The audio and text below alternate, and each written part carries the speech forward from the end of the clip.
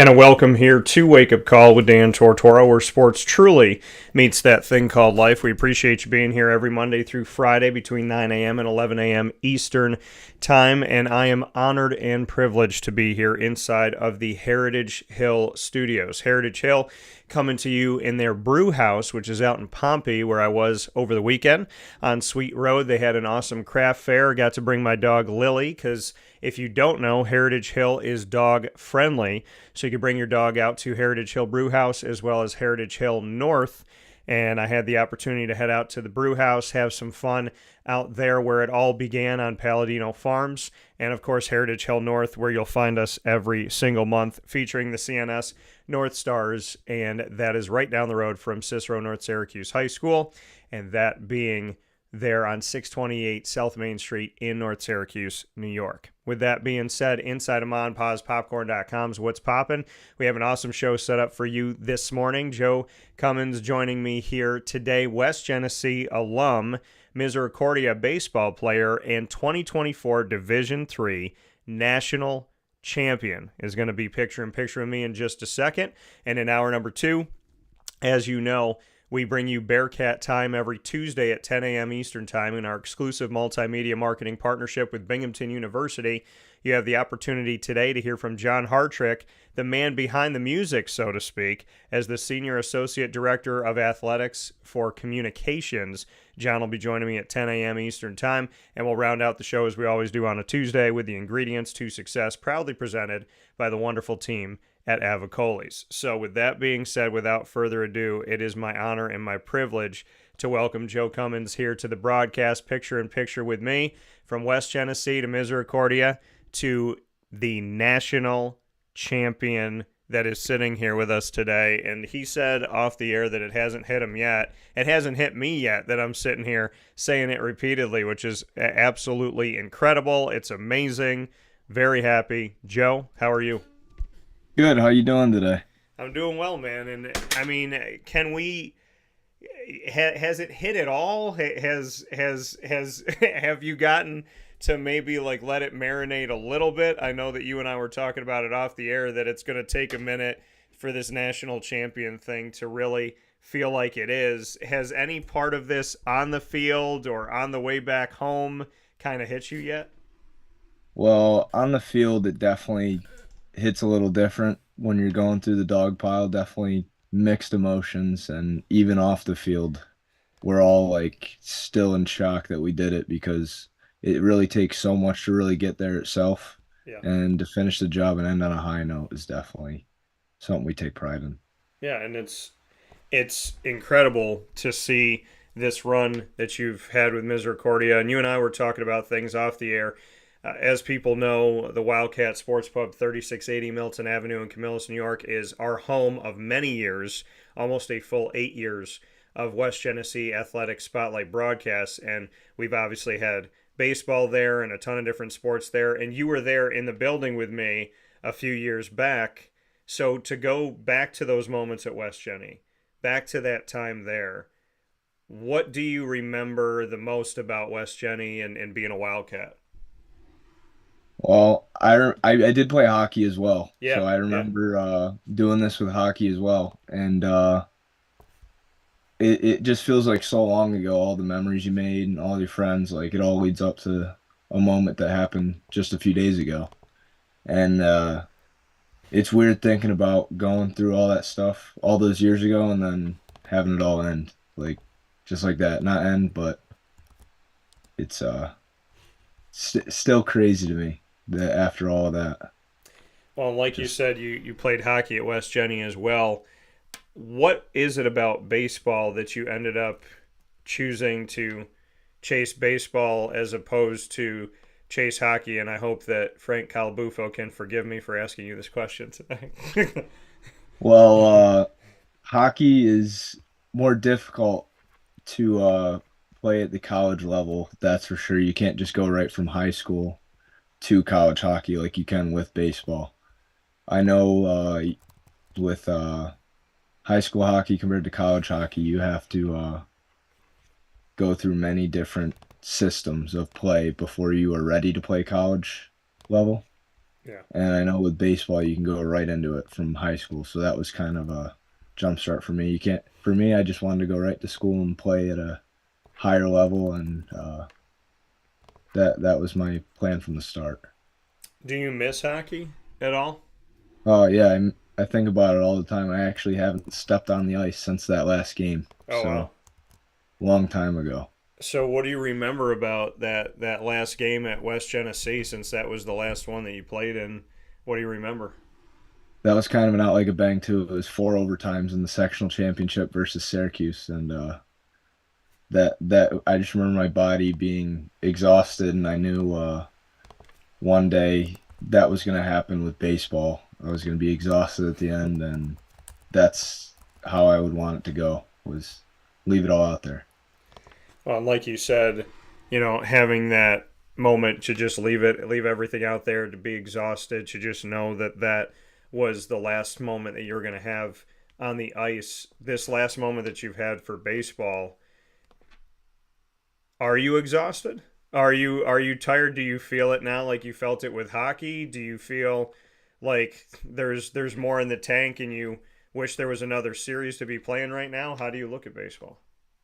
Well, it we were all saying this on the bus ride home. It doesn't feel like our season's over. It feels like we have somewhere else to play. Yeah. And we it was just a weird feeling because usually when we win something like that, we usually have something, we have a next goal.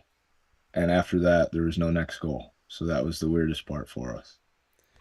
Coming here from Joe Comins here on Wake Up Call with Dan Tortora this morning in our special with the national champion coming from West Genesee over to Misericordia.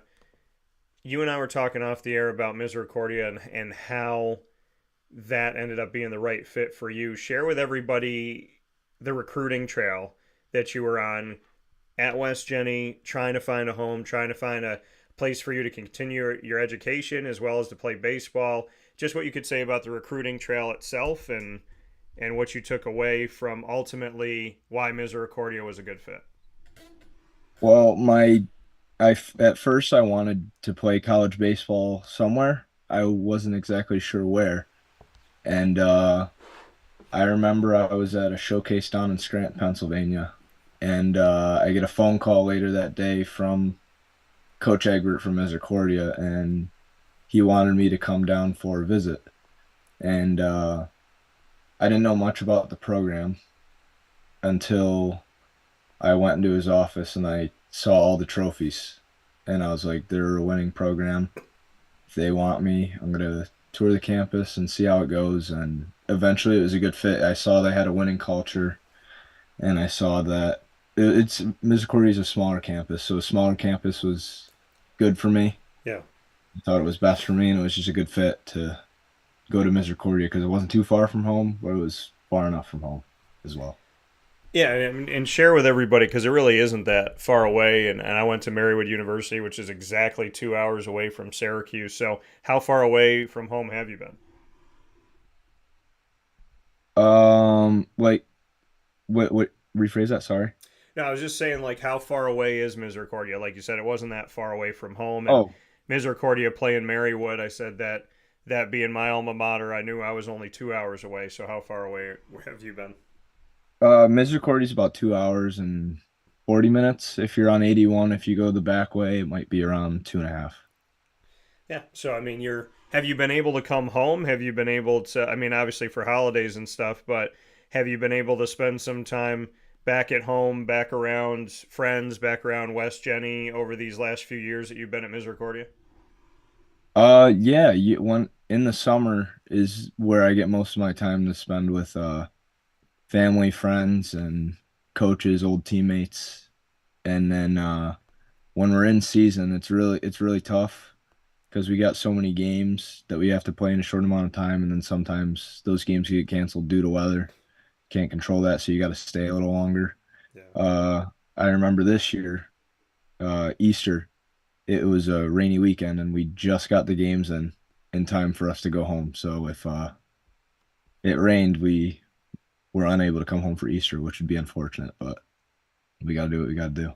Yeah, I mean, and like you said, in the world of baseball and softball, there's you never really know what the schedule is going to look like, especially in the Northeast. So, going through your time at Misericordia, we know that this isn't built overnight, right? You don't build a national champion overnight. You don't necessarily build a national champion in a season. When did you feel like this team was building toward it? Of all your time you've been at Misericordia, how long do you feel like this national championship team has been being built? It's been being built ever since back in the day when they've made their first regional. That's when coach was like, okay, we can elevate this program into something more than it is right now. And it takes a lot of hard work just to elevate and get back to where you were in the previous season. So last year, we made it to the College World Series for the second time in school history. Yeah. So once we did that, we were like, okay, now we gotta work to get back. And we returned six grad students, which helped a lot with our experience. We had a lot of young guys, so with that experience, we all knew what it took to get there again and eventually elevate into winning it. Yeah, and like you said, to have those grad students come back, to have that experience come back, did you all decide this individually? Did you talk about it together? Like, hey, we know what we did last year. We know we got one more go at this if we want to as grad students. So let's just let it ride one more time. Was this a collective, or was this kind of a bunch of guys making individual decisions that just happened to work out? It was kind of a mix of that. Like we individually, we all love the game itself and we all want to keep playing. We're all fighting for that same goal. So we're all, and partially too, we were talking as a collective. We were like, we're gonna come back and we're gonna do it. And obviously, we it worked this year.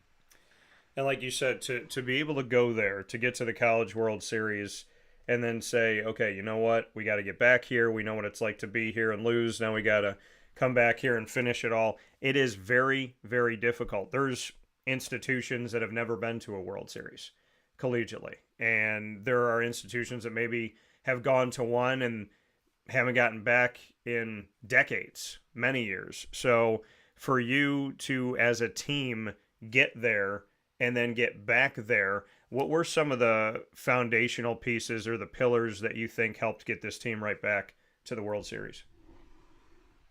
Uh, we were a very veteran team, so we had a lot of older guys with the experience that knew how to get there, and we knew what it took to get there and drive us to get there. We were kind of more driven on the fact that we lost last year and we wanted to do better than we did in the previous season, and that's what helped us the most.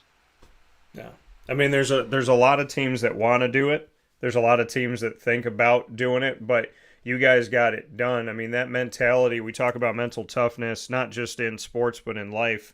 How mentally tough is this team? Because the thought of, yeah, we made it there, we lost, now I want to go back and I want to win, that's a great thought.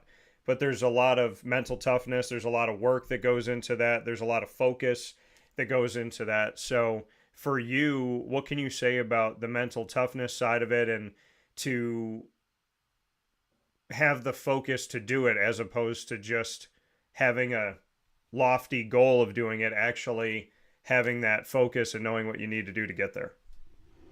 Well, mental toughness preparation starts right when you get there because right when you get there, the upperclassmen, uh, how we interact with the younger guys, we're like, it's not high school, it's not the same as it is, and you got guys chirping at you constantly, starting to build your mental toughness because you got to battle adversity at that level, and just it could be a lot sometimes, but that's how we train mental toughness, and we also train physical toughness as well with hit by pitches. We're That's a big part of our game. We're not allowed to move out of the way, and we teach that, and it's just a free runner that changes the game completely, and that's how we build character and we build our team. You said hit by pitches. You're not allowed to get out of the way. Bring me into that.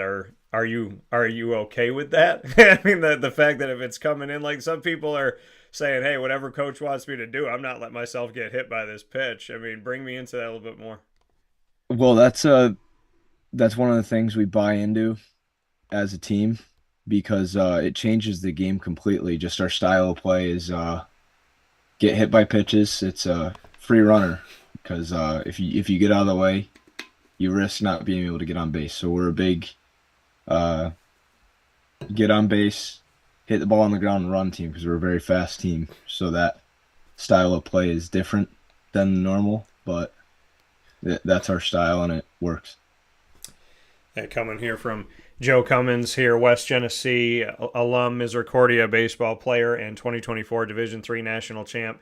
I'm looking back at the schedule, Joe, and I'm seeing the fact that the ranked teams that you played throughout this season, any series that you played against them or one game against them, you were taking down every single ranked team that you played. You started the season off with Shenandoah and split one game to one and got a win over the seventh ranked team in the nation. You faced off against Baldwin Wallace University, the number one ranked team in the nation, beat them 12-0. Marietta got a victory over them when they were ranked 24th, got a victory over Arcadia University when they were ranked 23rd in the country. To know that whoever you were playing that was ranked nationally this season that you went up against, you got at least one victory against, including the number one ranked team in the nation.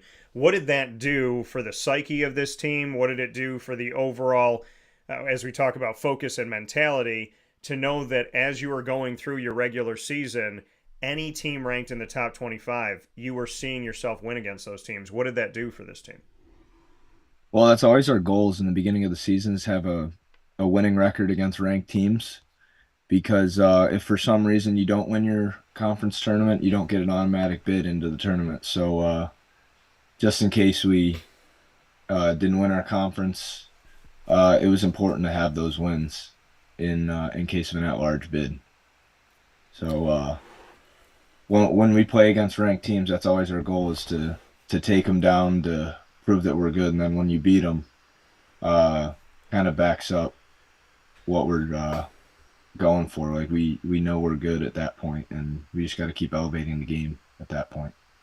And when we look at the MAC Freedom Championships here, and like you said, getting through and wanting to get that automatic bid, you had DeSales and you had Arcadia, and beat DeSales 2-0 as far as your series with them, and then 2-0 against Arcadia. Bring me into that. You were out in Dallas, Pennsylvania for the MAC Freedom Championships, and just what you can say about the games that helped to get you into the NCAA tournament. Well, our schedule was jam-packed with nationally ranked teams in the beginning of the year, and Coach told us this is our hard part of the schedule. We need to do everything we can to do well. And once that happened, we were like, okay, we're in, we're hosting. We need to beat these guys so we have another shot. So we took it every game at a time. We never look forward. We never look forward at all. So one game at a time, one win at a time. That's how we looked at it. We knew who we were playing. We knew what we had to do, and it eventually worked out for us. And then you get into the NCAAs, the national tournament, and you have St. John Fisher, Keystone, and Middlebury. Bring me into those games. Again, you're at home, you're in Dallas, PA, so you have the opportunity of hosting here. What can you say about the matchups that you had prior to the Super Regional when you were playing St. John Fisher, Keystone, and Middlebury? We kind of thought we were going into the tournament like cruising because none of those teams were ranked, and we kind of looked past that. Everybody was good at this point in the season. But at that point, all season we never lost a home game, so we kind of were just like, oh, we're gonna win. And then eventually, Fisher was our game one, and they got up on us, and we're like, oh, okay, we got some work to do. So we eventually worked our way back and won that game, and then we played Keystone next, and we played them earlier in the year. We knew what we were getting out of them, and they were beating us at one point, and then we came back and won that. and then Middlebury was our last game, and that was our second game of the day. So we were already living high off of what we did before in the previous game. So that momentum kind of carried over in the second game, and we beat them pretty good. Yeah, and then you go into that super regional for Misericordia here this season, the national champions, and in the super regional, you head away from home and head out to Newport News, Virginia, to face off against Christopher Newport University, and those games were a lot closer. Bring me into that super regional and the matchup you had with Christopher Newport. Coach told us before that series started that they play a different style of baseball than us, and he said that whatever style they play is completely different. So it's a very beatable style from the way that we play.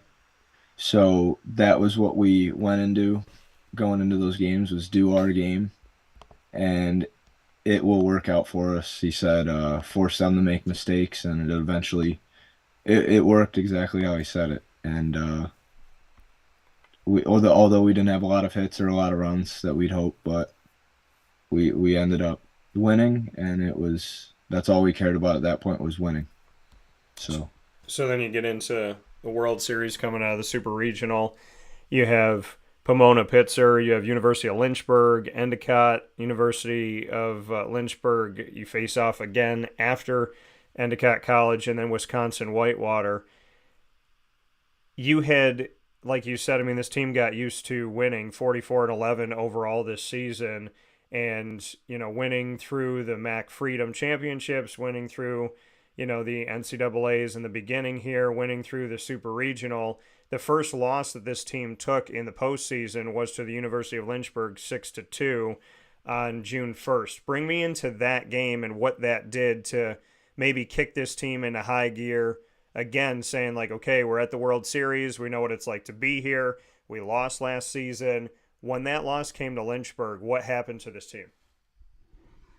well, we knew our next game would be against the number one seed Endicott, and our focus kind of turned to uh, take down the best, and we can beat anybody. And that kind of happened last year too. We lost game one in the World Series, and then we won game two against Endicott, and we knew what it was like to lose and what it took to uh, or how much it really took out of us, and we knew how much we had to win and what we had to do exactly to get to where we want to get to. So when we lost to Lynchburg, we didn't really panic. We were like, okay, like we'll treat it as a three-game series because we this year we didn't lose any three-game series. So we're like, we're going to treat this like a because last year in regionals we won, and then we lost against Salve Regina, and then I forget who we played next, but we played another team, and then we beat Salve twice. Yeah. So we've come out of the losers bracket before in that style of or that format of tournament. So it was kind of like it was more like we've been there type moment, and that worked for us too. We talk about the mental toughness of this team and what has been asked of you guys, and you don't you let yourself get hit, you don't walk away from that pitch that's coming right at you type of thing. So mental toughness, physical toughness. Was there ever a moment in that loss to Lynchburg where this team got down on themselves, got negative? Did you ever see that in the locker room, or did that not happen? I didn't see any negativity. It was kind of we were more shocked that we lost because at that point we'd only had nine losses all year. So it's kind of like, whoa, this hasn't happened in a while. So it was kind of just like, okay, we always talk about as a team like make a positive after something negative happens, and we obviously did that, and it worked. Yeah, and like you said, you went faced off against Lynchburg, treated it like a three-game series, beat them the next two, 3-2 in a close one, and then 5-1, and then it was on to the University of Wisconsin Whitewater, and that a three-game series. The loss that you took, the 11th loss of the season, 16-10, in a very high-scoring baseball game. Bring me into the 3-game series with Wisconsin Whitewater, because that's a name that is not just good in baseball. This institution is good collegiately in multiple sports, vying for championships and opportunities. So this is no small task to defeat Wisconsin Whitewater. Bring me into that 3-game series where Misericordia never scored less than double-digit runs. 12 runs, then 10 in a loss, and then 10 in the final game. Bring me into the series against Wisconsin Whitewater. Well, our first goal whenever we start a series like that is to win game one. That's the most important thing. We always talk about getting the lead and sticking with that lead. And we knew they were a great hitting team, probably the best hitting team I think I've ever played against. And both teams were coming out of the losers bracket as well, so we both didn't have pitching or as much pitching as we would have if we came out of the winners bracket. So Yeah. we knew that was a big thing. We knew the games were going to be high scoring just for that reason. And it came down to who executed when and who pitched better. That's what I think it came down to in the end. And I mean, for you in that series to get there, to get to that final moment, that last step, I know you said it hasn't necessarily hit you yet, but bring me into that final game, which happened here. You had your first game against Wisconsin Whitewater on June 4th, a week ago today. And 2 days after that, you had the doubleheader on Thursday, June 6th, 11 o'clock in the morning, and then the game to follow in the early afternoon. Bring me into that I shouldn't just say the last game, that 2-game series, June 6th, less than a week ago. For those of us that weren't there, paint us a picture. For those of us that were there, help the picture come in clearer again as we think about the memory. Bring me into June 6th doubleheader that helped you to raise a national championship trophy. Well, game one, it was tied 1-1 at one point. We had our dude on the mound, and we're like, okay, we're gonna win this game. He's gonna help us win. We're gonna get the offense going for him. And that wasn't the case at a time. They scored a ton of runs. They set a record that game, I remember, with 5 home runs and in a series, and we're like, oh, okay. They're ready to play. I think we were still in bed at that point because it was a little early in the morning, and then we were like, okay, we got to come out and we got to win. But I think what won us game 2 was our momentum that we took from the first game, because we came back from a 12-1 deficit and put up 9 runs in 3 innings, I think it was. And then right off the bat in the first inning of game 2 that day, we got 7 runs. And I think, yeah, they didn't even score 7 runs the whole game. So our momentum from the first game carried over into the second game, won us game 2 in a way. And here you are. You're so mellow, Joe. You're so mellow. You're just so relaxed. We're talking about a national championship. We're talking about this journey, this run. Maybe this is how the team did it.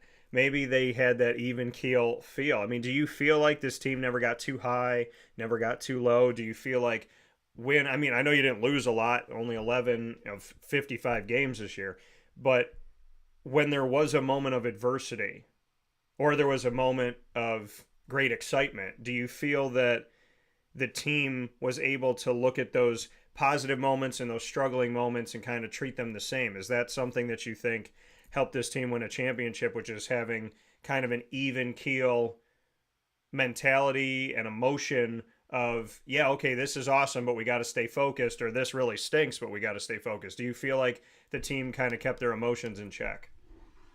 Yeah, we always talk about playing loose, and whenever we're like practicing or something, we kind of treat it as a game environment, like we're all having fun. Like we all mess with each other constantly. So even during practice, we're messing with each other, and before games, we're messing with each other. During games, we're messing with each other, and it kind of has a relaxing environment and fun environment, which helps us stay loose to play in those types of games.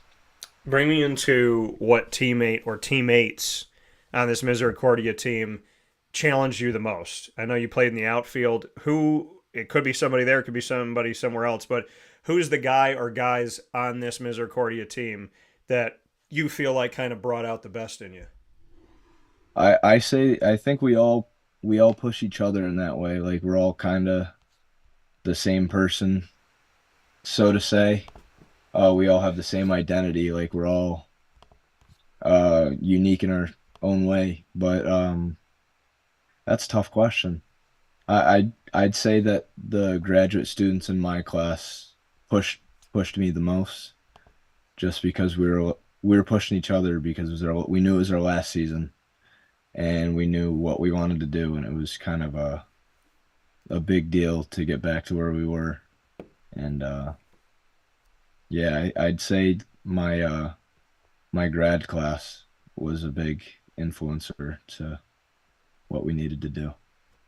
And you put this up, and I want to get to this here with Joe Comins of West Genesee history, Misericordia University baseball player in the outfield, and of course our 2024 Division III National Champion. You put up this post with the trophy. It says, "Out with a bang, 2 MAC chips, 2 regional chips, 2 super regional chips, 1 national championship. Thank you, baseball, for all the friendships I've made throughout 20 years of playing the game. Sad to say it's come to an end. 42 out." Bring me into that message and looking back on such an incredible run of championships that ended. I mean, who gets to say that they ended their career on a national championship? And you did. So when you look back on what you wrote, what goes through your mind? It when I was writing it, I was kind of like I don't know what to write. So it started off. I was like, okay, let's go through the big things that mean a lot to this program, which was Yeah. the championships, and and then eventually worked into the friendships I've made, because this game I've been playing for so long.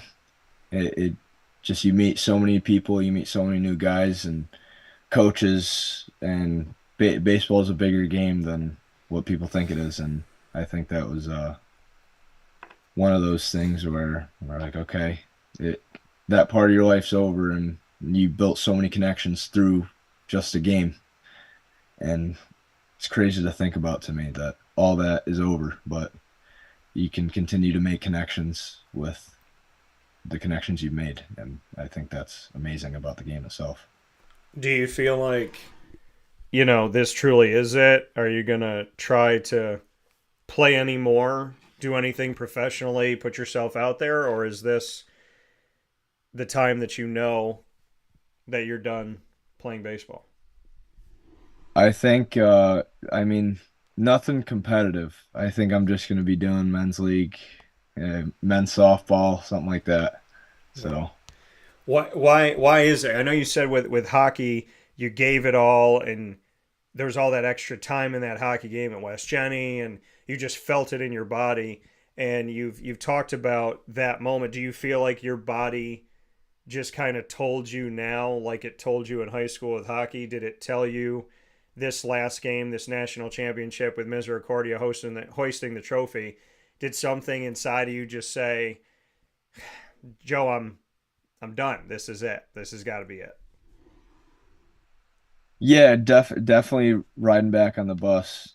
Uh, my knees and my body was aching after all the years of hard work. It just, like, my body was telling me, like, this is it. You're done. Well, the thing is, I mean, I'm sitting here marveling at, because you're not that old, 20 years, like you said, of playing. I'm 20 years a broadcaster, 21 in November. So when I saw that 2 decades that you wrote, I mean, let's look back on that. Hits home for me because I've experienced something for 2 decades as well. When you look at 20 years of baseball, 20 years of playing, literally playing from like getting out of the crib to now, How do you reflect on 2 decades of being out there on the diamond? It's actually like weird to think about. You don't really remember exactly when you were younger, or when you were playing when you were younger. Yeah. You're kind of just going out and playing, and you didn't really have anything to play for, so you're kind of just learning to play the game, the ins and outs, and then eventually when you get into your teenager years, your modified and JV and varsity levels is when everything starts to hit you a little more. You're older, and it starts to mean something to play the game, and it, it's just like crazy. You go back and you look at all the teammates you've had and all the coaches you've had and everywhere you've played, and it's just crazy to me. I mean, I know this national championship memory is clearly at the top of the heap, but do you have any memories, West Genny, Misericordia, wherever, that stick out to you as well when you think about your history in baseball besides the championship? Is there another moment that is so clear in your mind for you? I remember it was my junior year of high school, the Section 3 championship. We didn't win it, but I just remember how crazy the game was, and the environment was just a fun environment to play in.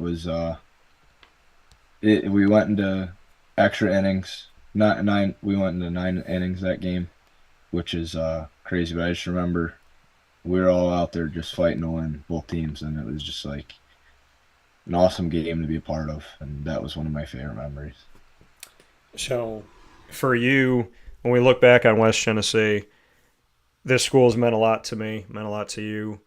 I've gotten to know the community and awesome coaches, wonderful student athletes like yourself.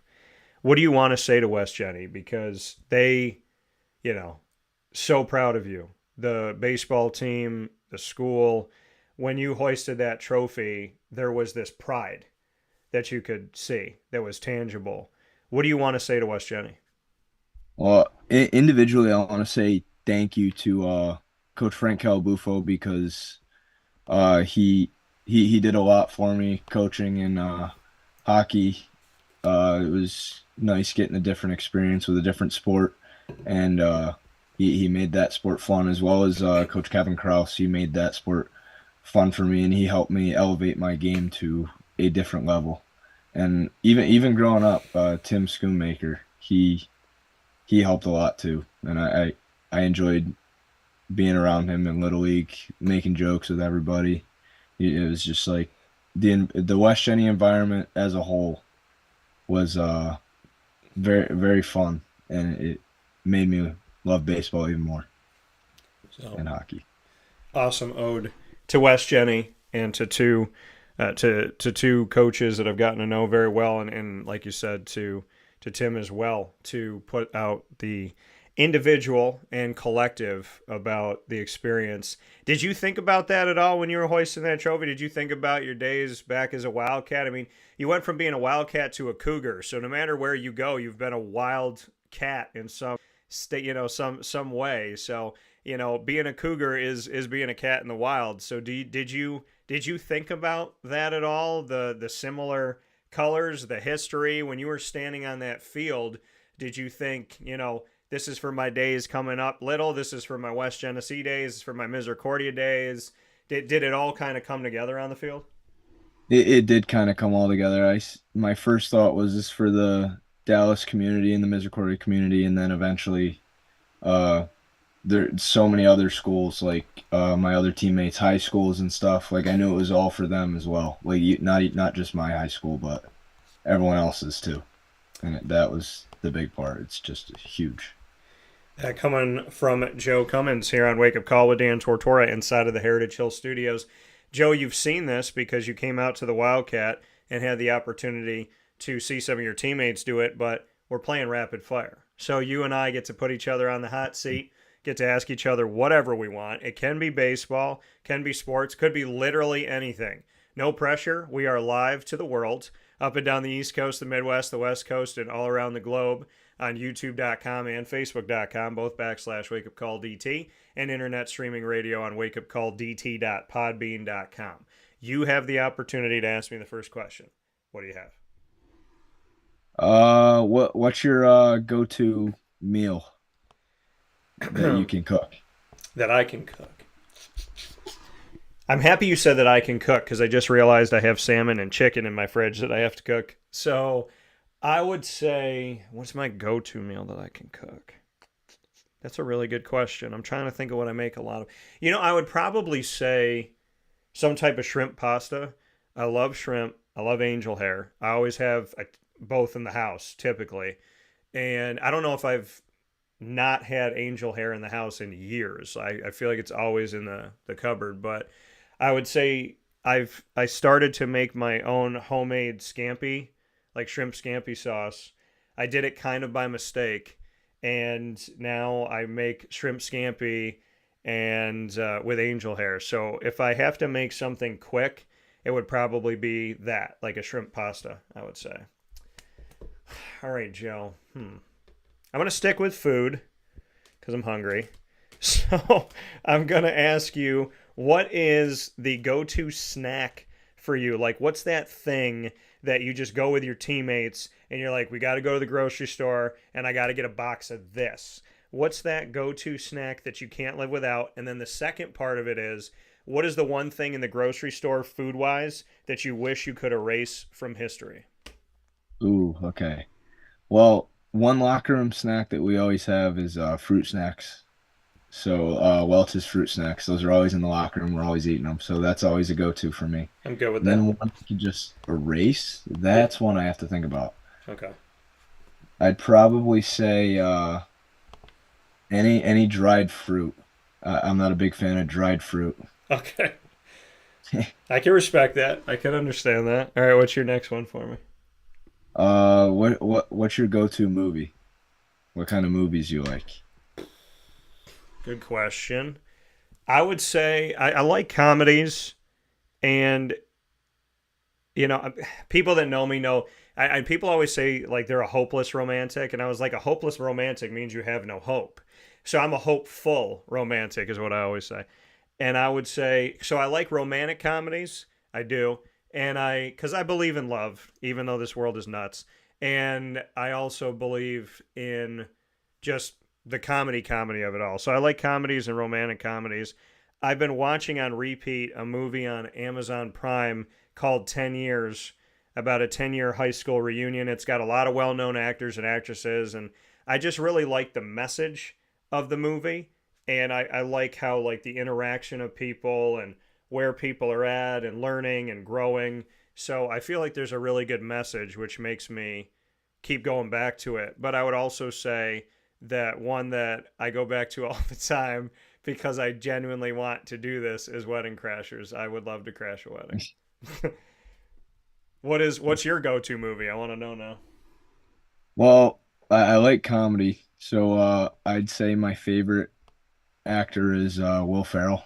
For Okay. those anything Will Ferrell, but if I were to pick one movie from Will Ferrell, I'd say Semi-Pro. That might be my favorite movie. Okay. And you know what? I feel like people know it, but you when you just want to kind of like when you're like if you shut off all the lights in the house and you're getting ready to leave, I would be the person that would stop with all the lights off in the house and go, Dewey, precious. and you hope that someone knows what you're talking about. And he's like, no, he's like, it's okay, it's fine. And then the bear makes the noise. He's like, run, we're all gonna die. Like I absolutely love that scene. So, and I feel like more people should go see Semi Pro.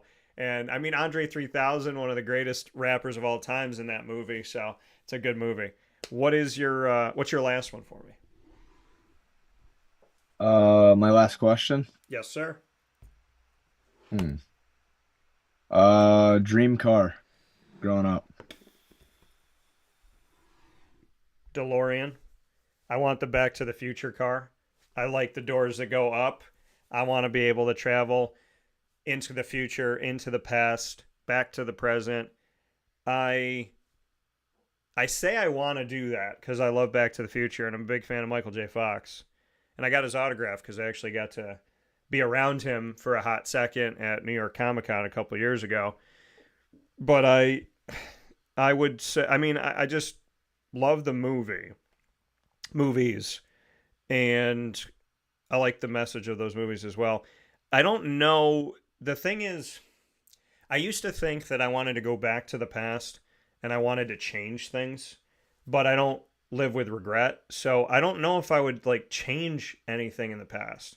I just would like the opportunity to be able to kind of travel, but honestly, I know this is like a deeper answer to it. I don't know if I would change anything because if you change something of your past, then you might have not learned that lesson.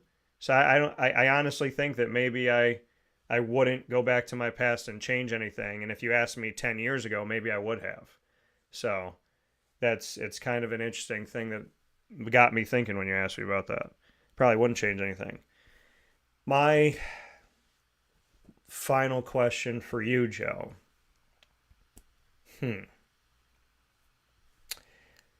If you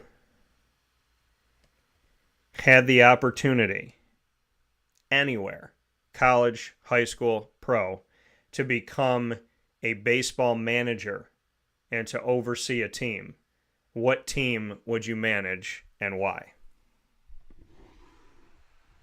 Oh, 2009 Yankees.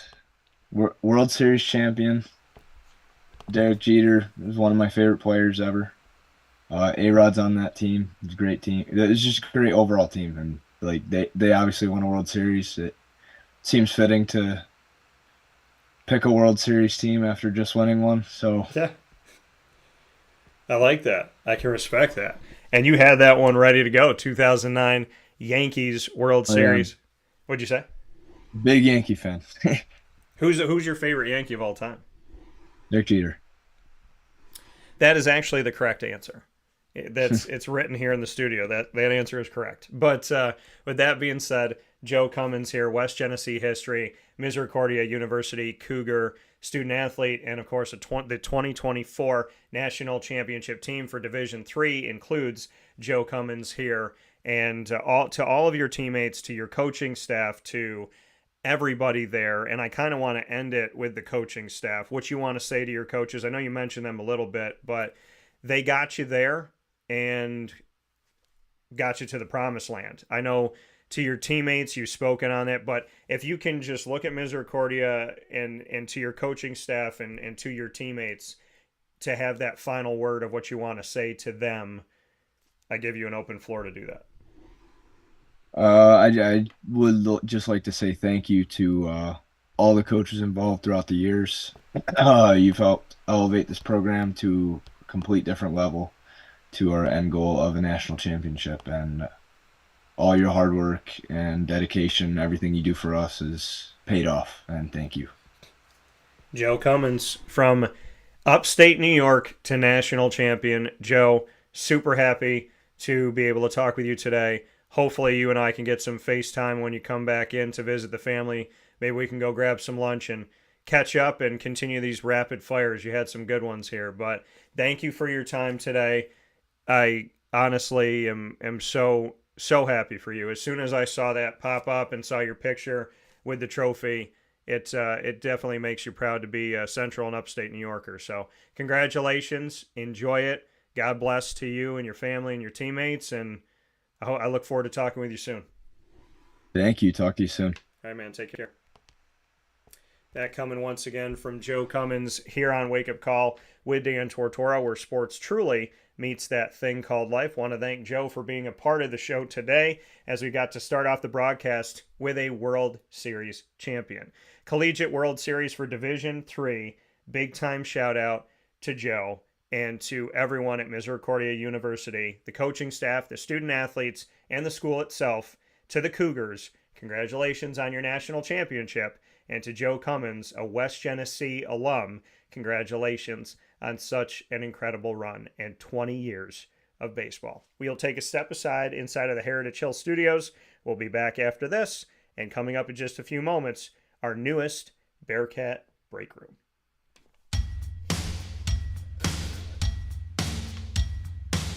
Central New Yorkers, you can now enjoy the tastes of Heritage Hill award-winning craft beers, seltzers, and a full bar at 3 locations. Spend your weekends at their beautiful location in Pompey with its amazing views, sunsets, family, and pet-friendly facilities, as well as extensive private event areas. Get their taps, tonics, and tastes in their brand new North Syracuse location at Sweetheart Corner in North Syracuse, New York. When flying in and out of Syracuse Hancock International Airport, make sure to visit their Palladino Farms location. At Heritage Hill, they believe in supporting our community and are excited to now meet you where you're at and where you're going with their local farm-raised tastes. Find out more information at heritagehillbrewery.com.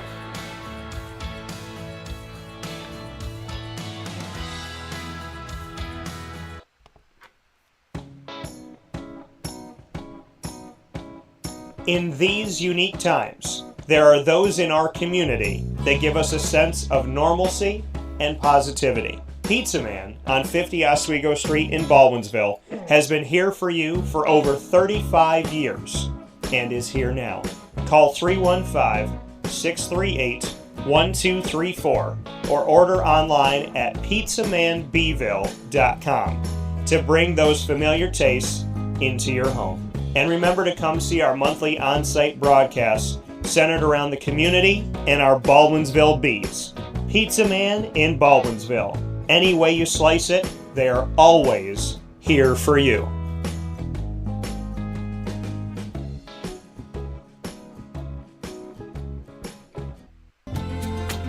Looking for your next ride? Look no further than Great Lakes Honda City, located on 7140 Henry Clay Boulevard in Liverpool, New York. Serving our community for decades, their new and pre-owned vast array of vehicles are available to you Monday through Saturday on site. To search from home, shop at GreatLakesHondaCity.com.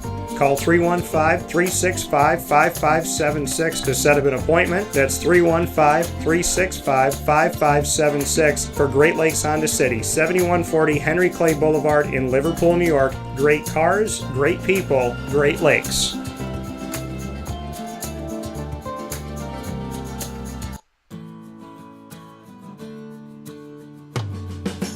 Our corporate purpose at Chick-fil-A is to glorify God by being faithful stewards of all that's entrusted to us and to positively influence all those who come in contact with Chick-fil-A. And what became increasingly clear from our success in Cicero is that people love Chick-fil-A. And also I think we recognized that, we had a great opportunity to grow the brand and grow our platform. I felt incredibly grateful when I was selected to be a Chick-fil-A operator. I think what it's meant for me, what I've come to realize on a very deep level is that this is a calling for me. It's not a career, it's not a job. The Lord called me to be a Chick-fil-A operator and to use these restaurants to glorify Him and to positively influence other people. I'm blessed. I'm very blessed. Head to Chick-fil-A Clay on 3974 State Route 31 in Liverpool, New York.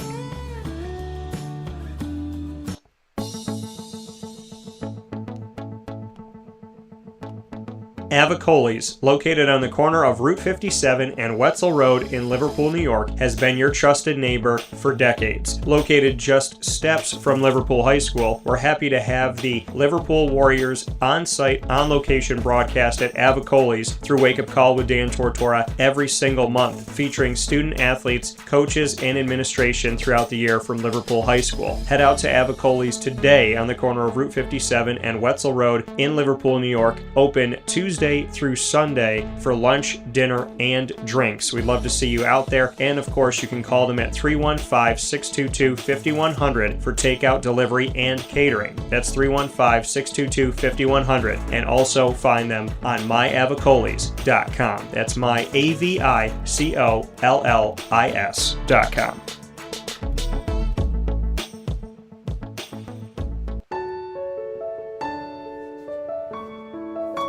Having peace of mind when you're out of town that your furry-loving friend is safe and sound means taking them to Canine Campground, because we all know that when it comes to the love of our pets, it goes well beyond the call of duty to make sure they're safe and sound. Right, Lily?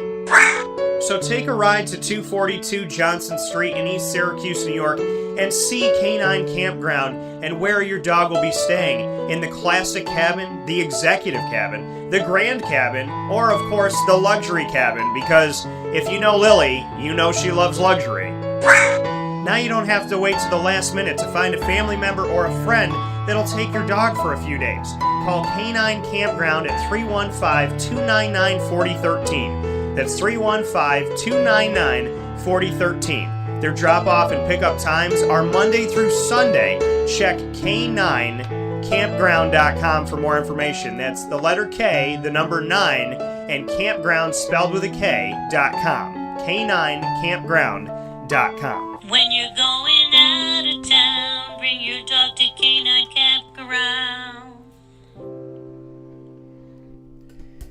Welcome back here to Wake Up Call with Dan Tortora, where sports truly meets that thing called life. Proud to be here with you every Monday through Friday from 9 a.m. to 11 a.m. Eastern Time, and bringing in picture this morning for our Bearcat Break Room. I am honored and privileged to unveil our guest today, and that is John Hartrick, who joins me from Binghamton University. Binghamton University Senior Associate Director of Athletics for Communications, here with me.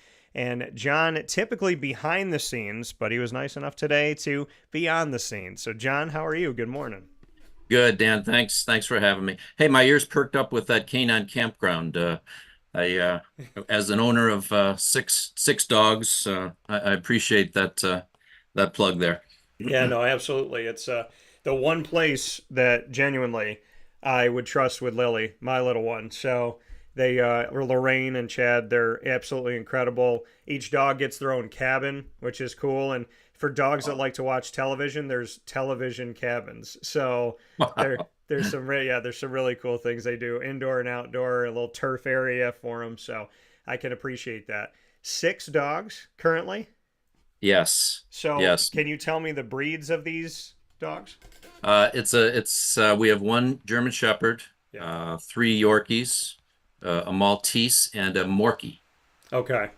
And what did you always want to have, like a big old house of dogs, or is this something that kind of you saw one and you're like, okay, and then your heart broke for another, and then you had 6? I actually grew up with cats, and so I really wasn't turned on to dogs until I met my wife, and she's very passionate about animal rescue, and so they're all rescues, they're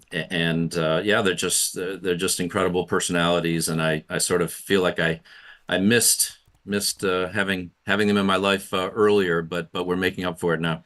Yeah, no, absolutely, and I can appreciate the animal rescue side of things. I think that's incredibly important and very should be top of mind to a lot of people, to take care of those that maybe some people have not done the best job with. So kudos to you and your wife for doing that. We talk about the wives and husbands of coaches. What is it like to be a wife of a senior associate director of athletics for communications? What would she say? Oh boy. She would say it's challenging simply because I am never really off the clock. Yeah. And also, obviously, after 33 years in the profession, this is my passion. And so many times I choose not to be off the clock. She would tell you that I come home most days and either fire up the laptop at home, or I'm on the phone scrolling through social media things, and some things certainly for entertainment, but others somehow related to the job. And I think she just understands after all these years that it's almost like a career and and a passion as well. And I don't have a ton of hobbies outside of sports and what I do at work, and so this almost kind of doubles as both. So I think she's come to understand it, but I think she's very patient with, again, the idea that at any given moment at home, whether it be during a meal or time with the dogs or time with she and I on vacation, usually there's a work something related to work that creeps in. Yeah, and like you said, I mean, this is a passion of yours. It's something that you've done for over 3 decades. Why? What is it about the world of sports and the athletic communication side that just spoke to you? Well, I think it probably goes back to my teenage years. Really, my father was a soccer coach at Buffalo State College, and then an athletics administrator, and then later the director of athletics. And so, growing up in Buffalo with my sisters, we spent a lot of time in and around that environment in college athletics. So I knew quite a bit about that early on. And there's just something, even as a youngster, there was something exciting about that. And then even now, with each passing year, there's something about the variety of sports, the different student athletes, the coaches that have come and gone. There's so many people, and everyone's kind of pulling in different directions within their sport, but ultimately sort of one big direction as an athletics division now. Um, I think there's just something kind of exciting about that. And again, it's that old cliche, if you love what you do, and you can't wait to get to work every day, it doesn't feel like work. And that's, I think, where I've been at for so many years. And you've become synonymous with Binghamton. You've been there for such a long time at Binghamton University. How did that all happen? How did it all come together with the Bearcats? Well, I actually finished graduate school at East Stroudsburg University, and I had done a graduate assistantship at the school and worked with the sports information director, Pete Nevins, who's a legend in our field, and really got to see firsthand that year, it was 1990, just what it was all about to promote college athletics. And particularly, in that era, it was all about writing and telling the stories of the student athletes and trying to get the media to latch onto it as well. But um, it was very hands-on, and that appealed to me. And just sort of after I got my graduate degree, or even before that, obviously I was searching for jobs. Um, and the Binghamton one opened up, and I came, and it was kind of neat because I'd been a college athlete at SUNY Cortland, and so I knew of Binghamton. My sister graduated here, um, and so I knew a lot about the school. But my father at that time, again, was an athletics administrator within the SUNYAC conference that Binghamton and Buffalo State and Cortland were in. So I had a lot of people that I knew in that group. And so I think Joel Thier, the athletics director at Binghamton, who hired me, um, he may or may not have received a few phone calls, one of which probably came from my dad, and a few others. And so right out of grad school, I landed the job here, and 33 years later, here I am. Yeah. And like you said, I mean, we're talking about over 3 decades working in athletics, but all of that time from 1991 to now has been at Binghamton. So to have that career, to have that job that doesn't feel like a job that you love going to every single day, to reflect on the fact that it's not only 3+ decades, but it's 3+ decades as the longest tenured person in the athletic department at Binghamton. What has that meant to you to tell these stories of these student athletes of this university, and to we live in a world where it's atypical to hear somebody has been somewhere for so long. There's got to be a reason why that's such a connection to you, so deeply rooted, and that passion that you have for it. I'd love to hear more about.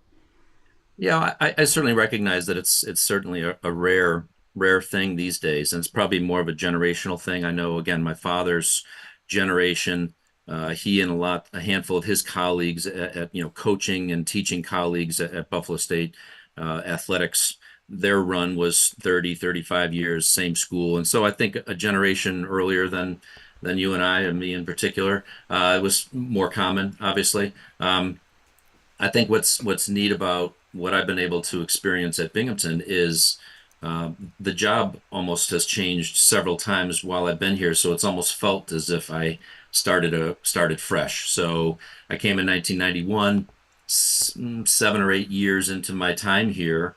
We were making the divisional move, and so we were Division II and a brand new, albeit temporary, home in Division II, on our way up to Division I, and that felt like a whole different job with a different emphasis and different goals, and obviously a different kind of student athlete and even coach for that matter. And so, the job changed early, 10 years in, and then really again with the advent of the internet and social media and video, even in the last 10 years, it's felt like it's changed also. And then I've gotten into administrative things with sport oversight of some teams, and so that element of my job, that the senior staff element, has changed also. So it's almost as if I got the benefit of, moving to a different job, but the benefit of staying put as well. We raised a family here at Binghamton, and it's still close to my home in Buffalo, where my dad is retired, and um, it's just been a great place to be. I couldn't imagine being anywhere else.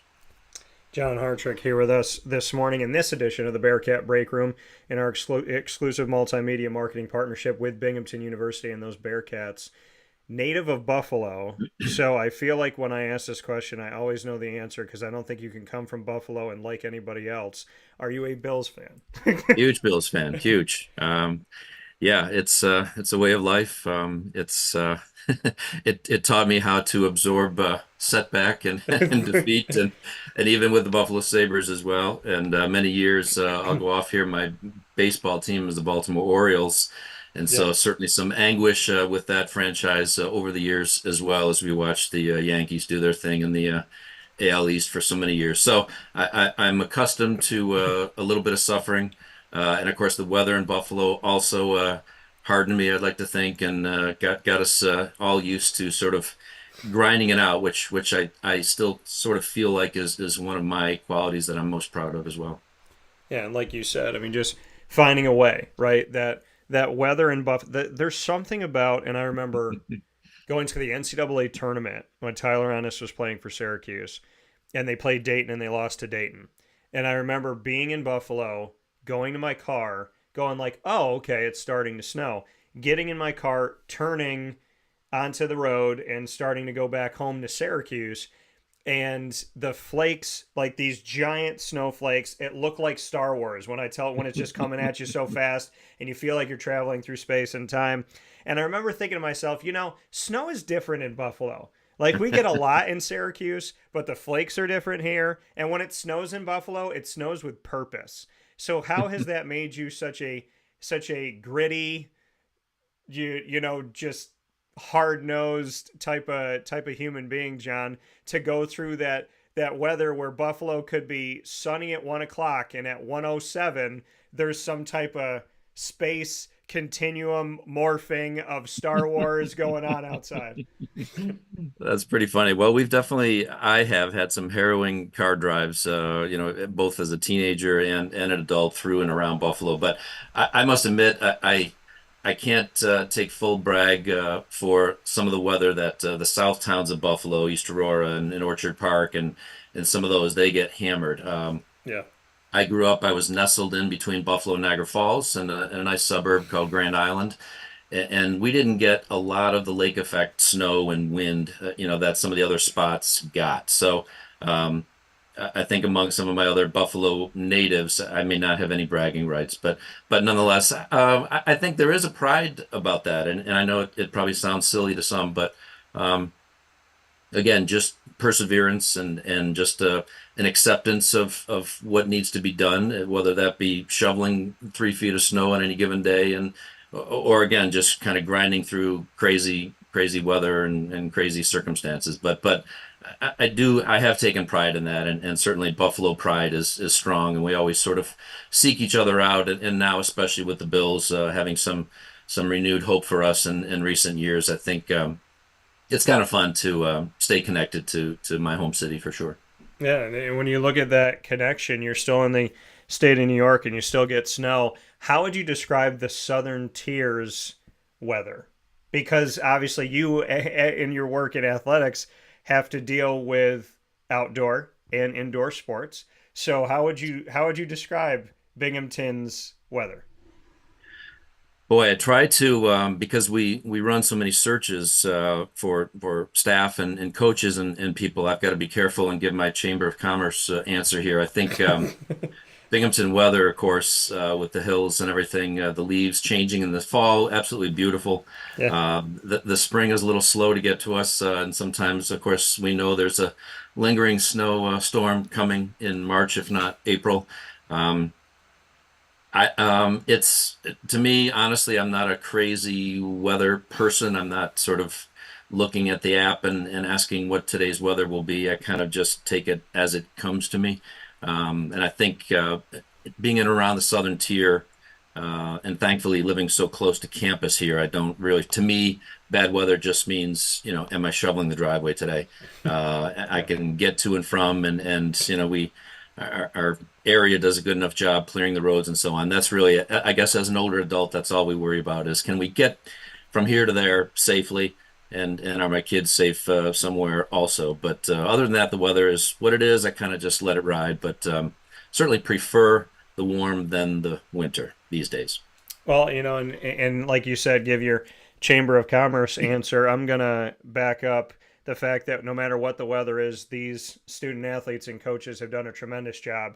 And we're coming off of a lot of successes, including women's lacrosse and softball here, but so many reasons to be excited. Eric Holt, who is just on the show, he's fighting for the opportunity to be an Olympian for the 2024 Paris Olympics coming up on June 21st here, not too far away. So just what you can say about the 2023-24 academic and athletic seasons and what we've seen, John, with Binghamton University. I came on a few months ago in this partnership, and I have, as you know, been watching Binghamton and supporting and being excited about it for many years. There's a lot of wonderful stories to tell and a lot of incredible moments that have come through. And I'd love to paint that picture of the Bearcats this season. No, it's so true, and appreciate everything you've done with us this year, Dan. And I think we just scratched the surface with some of these incredible stories to tell. And I feel like each athlete or coach, for that matter, that's spoken to you already this year has been able to share some of their grit. And I think that is what we get at Binghamton, because again, a little bit off the radar for Division I college athletics. Maybe athletes that weren't top tier recruits, and they're coming out of high school, and yet they've found their way here.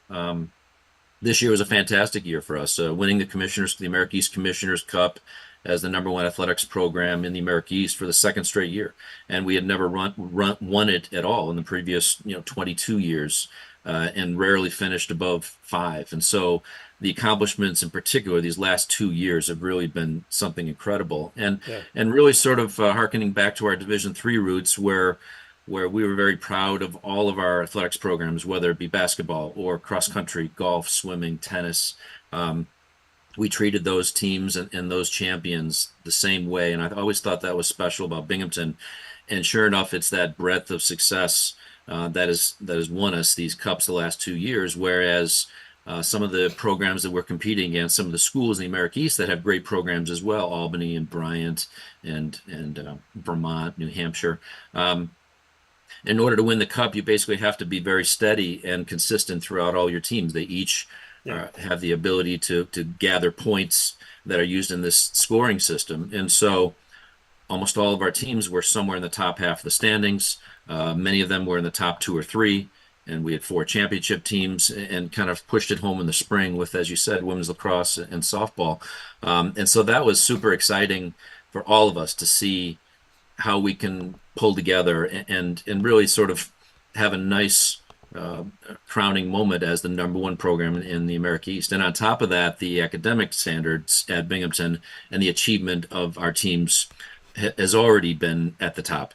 And just for our athletes to have a 3.47 GPA in the spring, and substantially higher than just the regular student athlete at Binghamton University, is remarkable. And the fact that they can do this and achieve at the highest level, and on top of that, perform community service and be good citizens and give back and have a social life and really sort of grow as leaders. It's truly the full package here. And so our challenge, which I love, is telling those stories and making sure people understand that these young men and women here are really accomplishing something so impressive. That's what keeps me coming every day, because there's another story to tell, and there's so many that we don't even get to because we kind of don't find out. I tell the athletes every year when we talk to them before the season starts, we can only share the stories that we know, and so I encourage them to kind of put away their modest ways and sort of share about what things they're doing, whether they're traveling abroad, what academic programs they're into, because it's really remarkable how they manage their time and they seek out the highest level in anything that they do. It's really been so impressive. Yeah, and you you bring this up, like you said, all the stories to tell and everything that I've gotten to do with Binghamton so far has been incredible. The stories of the coaches, the stories of staff and the student athletes. And like you said, barely scratching the surface. And because Binghamton is an hour away from my hometown, I get to see student athletes of that I've either sat with already when we've done high school shows or sat with their siblings, and so that's been really fun. I'm gonna ask you this because I know you're the chair of the Athletics Hall of Fame since its inception in '96, and I said this to her on the broadcast, and I'm gonna ask you here. I'm gonna put you on the spot, John. I'm sorry, but Danae Bowman, I would imagine, has to be in the Hall of Fame at some point at Binghamton University. Yeah, absolutely, a no-brainer. She's accomplished so much, and again, a perfect example of someone who has developed into a leader and just an outstanding human being. And obviously, her basketball accomplishments were enough on their own, but the leadership that she has and just the polish that she has, you could tell during her years here that with each passing year she became more comfortable, and it was neat to see her grow into herself. And she's one of those student athletes that you just know is going to be successful in whatever she wants to do because she's so talented and she has that drive.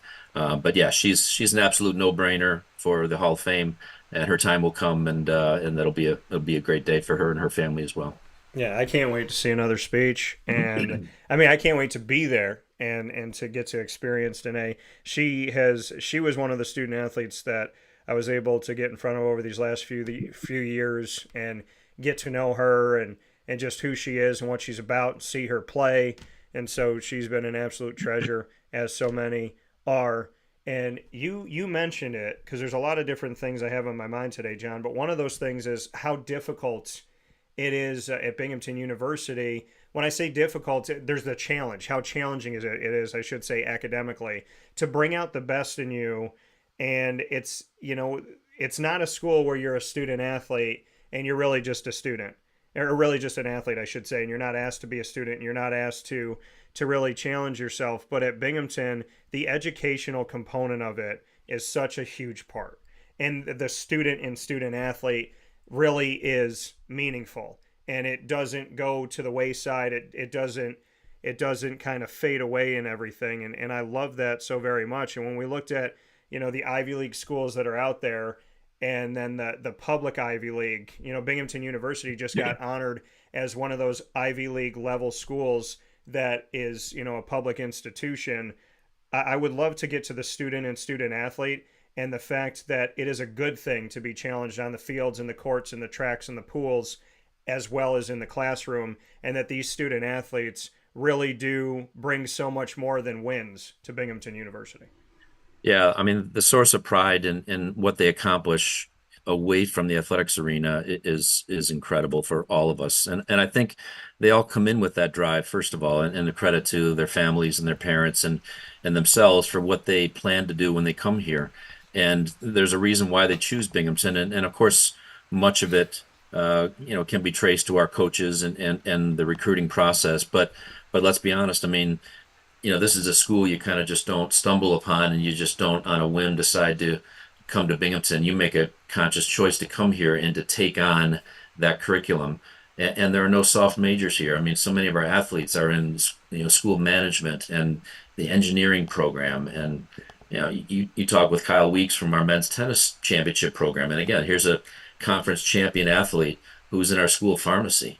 And that's such a rigorous curriculum.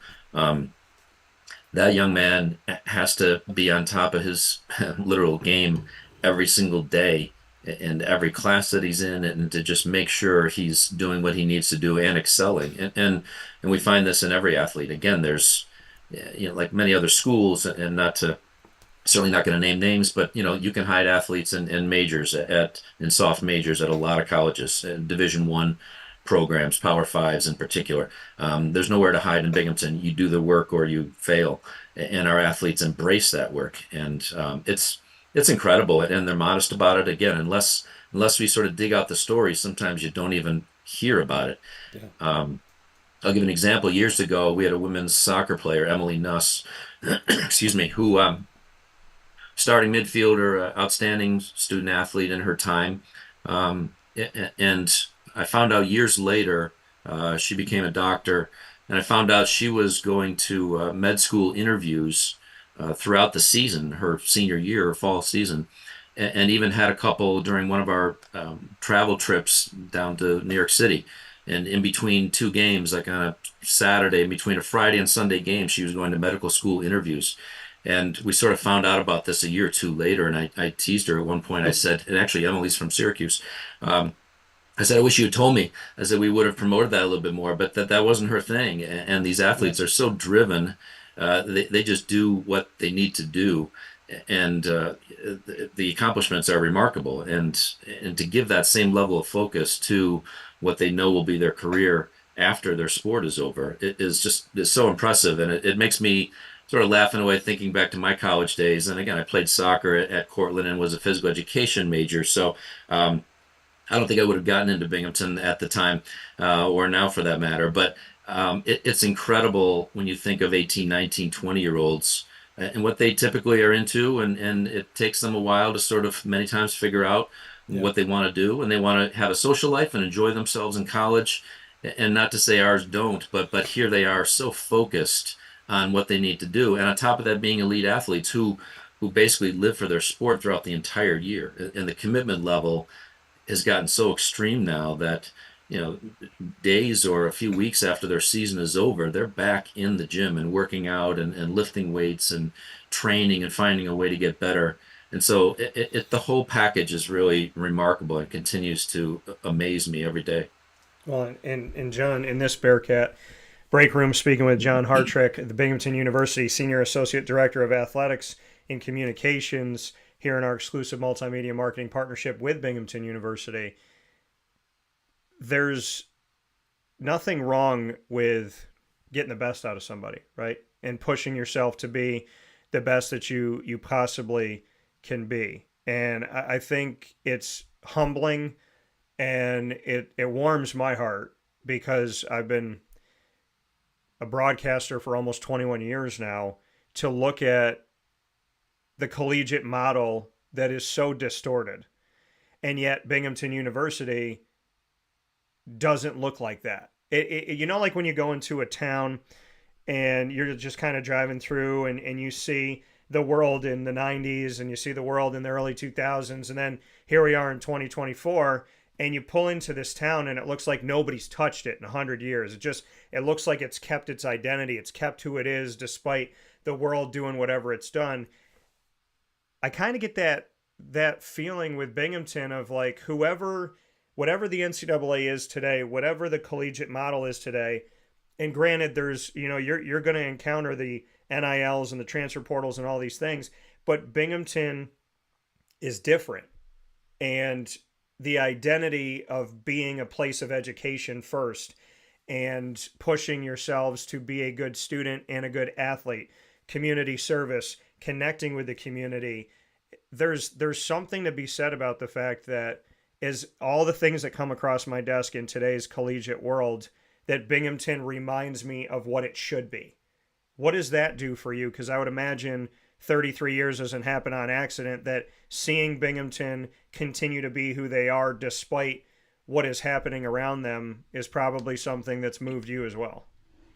Yeah, it's a very interesting point. Yeah, I agree entirely. I think what's interesting is early in our school's history, and I mean 50s, 60s, even 70s, the school was Harper College and was a liberal arts college and very proud academic college. And I think when Joel Thier took over as the director of athletics in the late 80s, he wanted to make the athletics program grow and match that academic level of success. And I think early on there was some pushback from campus, because I think folks, again, were worried that somehow athletics would become more prominent than academics and cut into that prestige. Excuse me. And to Joel's credit, he hired the right people and made sure that everyone still fit into that model. And so when we had our great Division III success in the 90s, which was really exciting to see because we were now competing with Cortland and Ithaca and University of Rochester and Skidmore and some of these schools that certainly have great academics, but again, also had a proud athletics history, which Binghamton really didn't have. And so to grow that while still staying grounded was nice. And then even the divisional move initially had some pushback from campus as well, as people weren't familiar with that model. And we all kind of collectively had to remind people the Ivy Leagues are Division I, and some of our institutional peers at William and Mary and let's say Stanford and some other public and University of Virginia, some other public colleges and universities that combine great academic tradition with athletics tradition at Division I. And so I think it took some education to share that notion and to kind of ease people's concerns on campus that we couldn't balance both. And I think now, 24 years into our Division I tenure, I think everyone on campus would agree there's a place for athletics on campus, of course. The school spirit that we have now through the nickname change to Bearcats years ago, the divisional move, all of this plays into it. And I think now, President Stenger, with full support of us, I think everyone realizes, wow, this is our niche. This is who we are. We're not a Power 5 athletics program, and we're fine with that. But the people that we have, the impact that they can make both individually here and when they go out into the world, but also just the support that they can garner on campus and the school spirit is so important. And so I think you're right. We have been able to maintain that niche that carries us, today. Yeah, and like you said, I mean, the divisional to not have athletics in the initial, to be Division III, to now spend over 2 decades in Division I, and have that, like you said, kind of lay over in Division II and whatnot. Just, I mean, you've gotten to see so much that some people will never see. Divisional moves happening now. Sometimes it happens, but it's atypical, and it's very atypical to see D3 go to D1 over a span, and to be a part of the history of that. What has that been like for you? Because you've seen Binghamton change that nickname, change that identity, change the logo to Division III, Division II, Division I.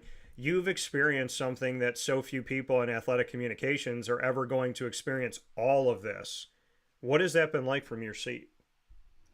It's been fascinating. It's really been, I've been honored to be here during that time. I think, again, the mid 90s when we talked about making the move, it seemed so futuristic and out there. It didn't even seem possible. And our athletics administration and the administration on campus pushed it through. I remember vividly the day next door in the West Gym where we all were. Of course, the event center hadn't been built yet and wasn't even a thought. When we got word that we were accepted into the America East Conference. And again, as you know, being a Division I independent program is really hard. Most schools can't make it with the travel, and there's no allure for recruiting, and you don't have automatic bids. So gaining a conference home was crucial to our success. And we had put in proposals at several Division I conferences, and we're hoping to, have one of them reach out to us, and the America East did. And that day when Joel got word by phone that they had accepted us, I mean, there were cheers throughout the hallway in the West Gym. We knew that was such a huge victory for us. I would probably count that as one of the 5 most important things that have happened during my time here, because again, who knows how we could have made it, if we could have made it, without a home. And then to find a home so perfectly aligned with us in terms of other schools that were similar, smaller for the most part, public schools with great academic reputations and regionally based, so we didn't have to travel all over the place. It's really hard to find that match, and the fact that we found it and were accepted. And we had, to the credit of Joel and Matt Bassett, our associate AD at the time, they put together fantastic proposals that highlighted all all the good things that Binghamton would bring to the table. Because again, you're wooing these conferences; they don't need to take you. It was a different time back then. Now I think some of the conference shifting, it's a little easier to kind of find a home because everyone's looking and everyone's scrambling a bit. Yeah. But back then it was, and we were in the same boat as Albany and Stony Brook, and so the three of us as SUNY centers kind of aligned in that search process.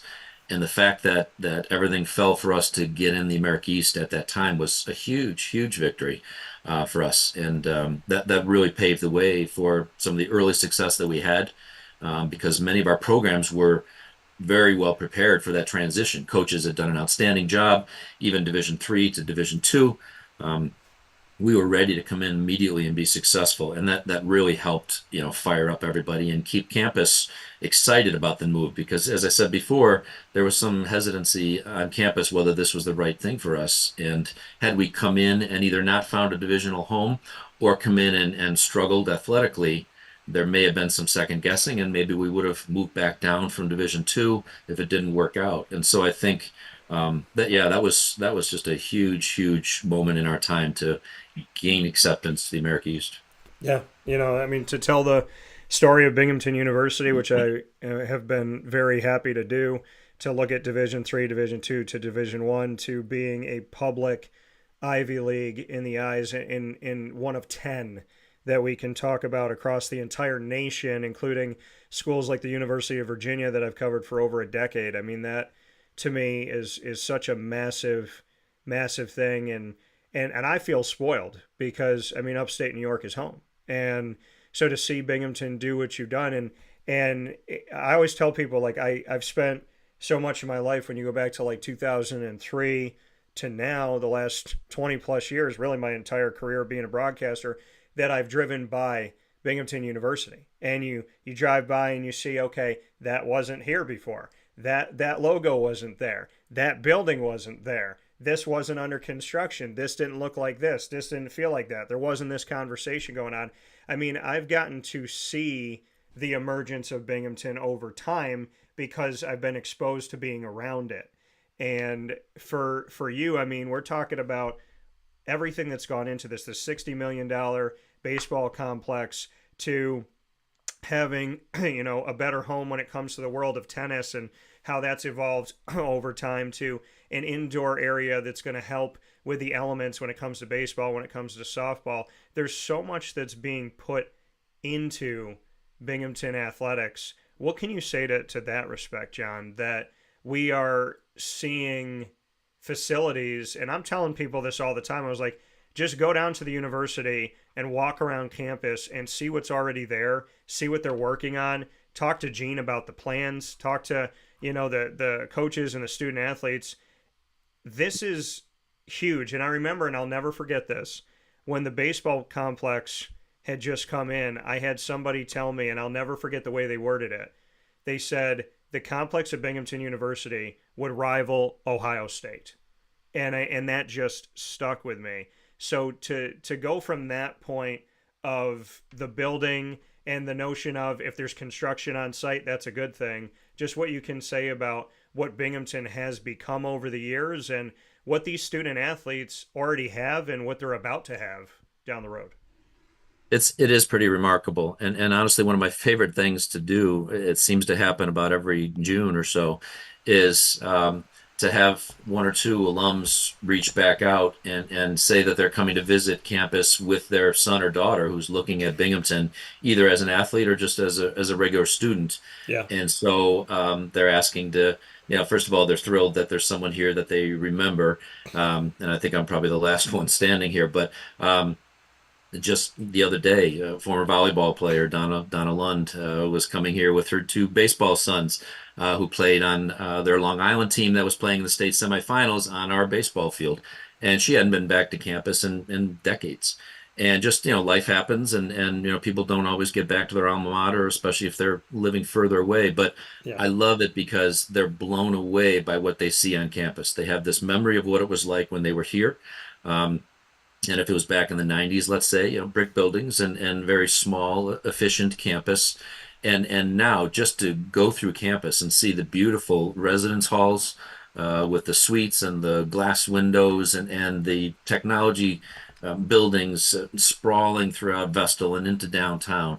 And then, of course, the athletics facilities are these athletes who come back again with their children are just absolutely astonished and jealous in a way, of course, that this wasn't here when they were here. But they remember one building, the West Gym, or even the East Gym, way back if we're going into the 80s and 70s. It's incredible the progress and the facilities, the commitment to facilities that our administration and obviously SUNY and the state of New York have made.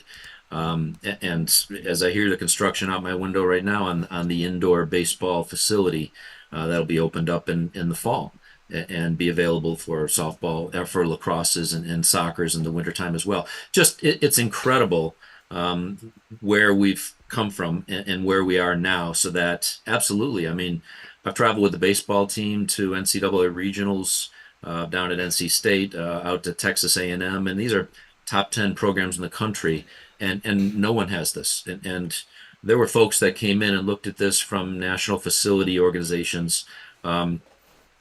Even before the clubhouse was finished, just the field itself and the seating and the VIP and press box area, having been in a lot of press boxes in my time with our teams, this thing is better than anything I've seen. And I've been to the regionals again. I was out to Stanford in 2022 when baseball played there, and this thing blows away their facilities. And then the clubhouse itself, many people have told me it's better than some major league clubhouses, Major League Baseball, and certainly puts us on par with SEC programs. And so that gift in and of itself is just absolutely remarkable and changes the scope of what we can do and offer in that baseball program, as well as some of the other programs that can take advantage too. So it's and Tim Sinicki, the baseball coach, has been one of my longtime friends here. He's been here about the same number of years that I have. And he also just can't believe how fortunate he's been to be part of this time period when we can offer so much. And the student athletes, when they come through these facilities, they are amazed, and rightfully so. It's breathtaking, honestly. Yeah, and I appreciate you painting that picture. And there's so much to be excited about and to look around the country, like you said, and say, like, these facilities aren't on the West Coast at Stanford. You hear everything about Texas A&M always building and NC State and what they do and this and that, but to have Binghamton create so many different elements that are desirable, right? To have the education that you have, to have the facilities that you have, and to have the, above all things, people always, this for me and for so many, it comes down to the people. And so before we jump into rapid fire, your fearless leader, Gene Marshall, just what it's been like to have him come in as the director of athletics and to lead this athletic department, what it's been like to have Gene at the helm of Binghamton University. It's been tremendous, and Gene honestly was like a breath of fresh air for us. We had gone through a little bit of a lull, and certainly COVID contributed to that, where we just maybe didn't feel like we had the energy and the drive to be a successful athletics program, and we had reached some pockets of success, but I think also maybe some of us were a little shy about talking about it. And that's what Gene brought to the table. Number one, I remember vividly during his interview process, he asked questions. What will it take to win? What is the atmosphere here? What do you want it to be?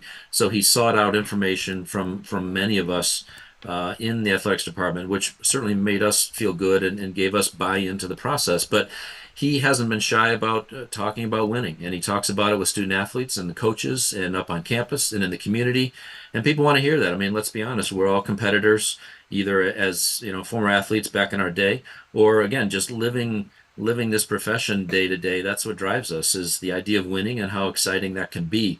And so to have your leader be proud to say that and talk about that, and obviously he knows that we still have all these other elements as part of it, as this well-rounded student-athlete experience that we talk about. And we know we're going to be there academically and in the community. But for once, we're sort of proud to sort of say, not for once, but it had been a little bit of time, this is what's important to us, and we want to win, and we're going to celebrate winning, and we're going to go after it and be competitive. Gene loves to say all roads come through Binghamton, and he means that. And so kind of gave all of us a renewed vigor about what it means to go after winning and to be proud of it and to be excited and be disappointed when we don't win, but mostly talk about it and just and be proud to figure out what it takes to be a champion and enjoy that piece of it, because that is so important, and that is what we do. We're in Division I athletics and we're here to win. And again, we still have that wonderful model from our early days that we embrace, but there's something very sweet about winning, and the last 2 years we've done it. Yeah, and the Commissioner's Cup, as you mentioned, getting that in back-to-back years in the America East, which is an incredible, incredible feat and amazing to hear for Binghamton University. John, you and I are going to play some rapid fire. You've seen the student athletes and the coaches do it. Gene's done it as well. So with the Senior Associate Director of Athletics and Communications at Binghamton University in this Bearcat break room in our exclusive multimedia marketing partnership with Binghamton University, John, you and I get to put each other on the hot seat. You get the first question when you have. Ooh, all your years of broadcasting and interviewing folks, of course, prior to today, who's been your favorite person? That's tough. I would say it's always two people that come to mind, and one of them is not necessarily for any show that I do. So I would say for Wake Up Call, Floyd Little, because never in my life did I think I would talk with him, sit with him, and we ended up becoming very close friends.